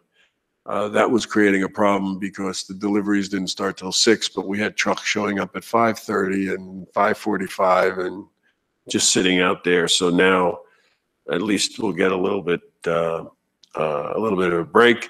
This is all going to start on July 2nd. And then there were some questions about one of the restaurant taverns in town about the outdoor seating.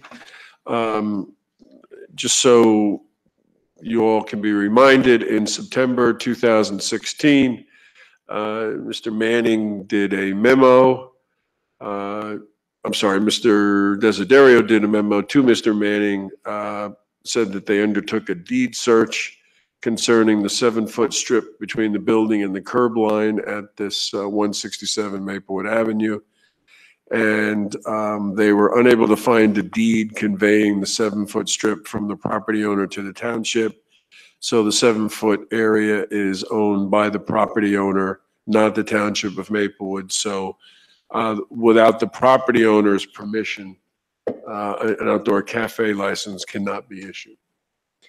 Is there anything, I think there is, but might it be something if a restaurant wanted to ask a neighboring business that is not a restaurant and has no tables outside, if they can use that space with their property owner's permission? That would be against our ordinance Right. because we say, so we'd have to change the ordinance to allow for an adjacent property with that owner's permission. And we'd have to determine how far that property can be. Does it have to be immediately adjacent or can it be on the same block? And then I don't really know about the ABC because now you're expanding the footprint beyond. Clearly. Yeah. That is the issue, right? Yes. It would be So- extension of premises. Because then you got your extension, it's going to be extension of premises anyway, but now you're extending it beyond the footprint of Correct. the It's not- premise, it's correct? right, exactly. Okay. And the last thing is what Mr. McGee referenced tomorrow night at 7:30 over at the gazebo is the 23rd anniversary of the Hilton Neighborhood Association. And they're going to be celebrating with Maplewood Swing Town Band. So come by, have some cake, and listen to some good music. Terrific. And with that, unless we'd like to stay a little longer, It's tomorrow night, the 20th. we can, I just want to add, Mayor, to your comments about the families being separated. There is a march that is being organized. There's a national march on June 30th in DC. And right before we went into open session, I saw on social media that there are going to be local marches that will be happening in conjunction with the National March on June 30th here in our area. So there are plenty of opportunities for people to get out and protest. Isn't it amazing since this administration took over in Washington, how many marches we've had to have? Right. It's pretty sad. all right, can we get a motion to adjourn? So moved. Is there a second? Second. All in favor? Aye. Aye. We'll see you on July 3rd. Thank you. March the polls in November. Happened? I said as long as we march the polls in November. Yeah. Oh, yeah. Right, yeah.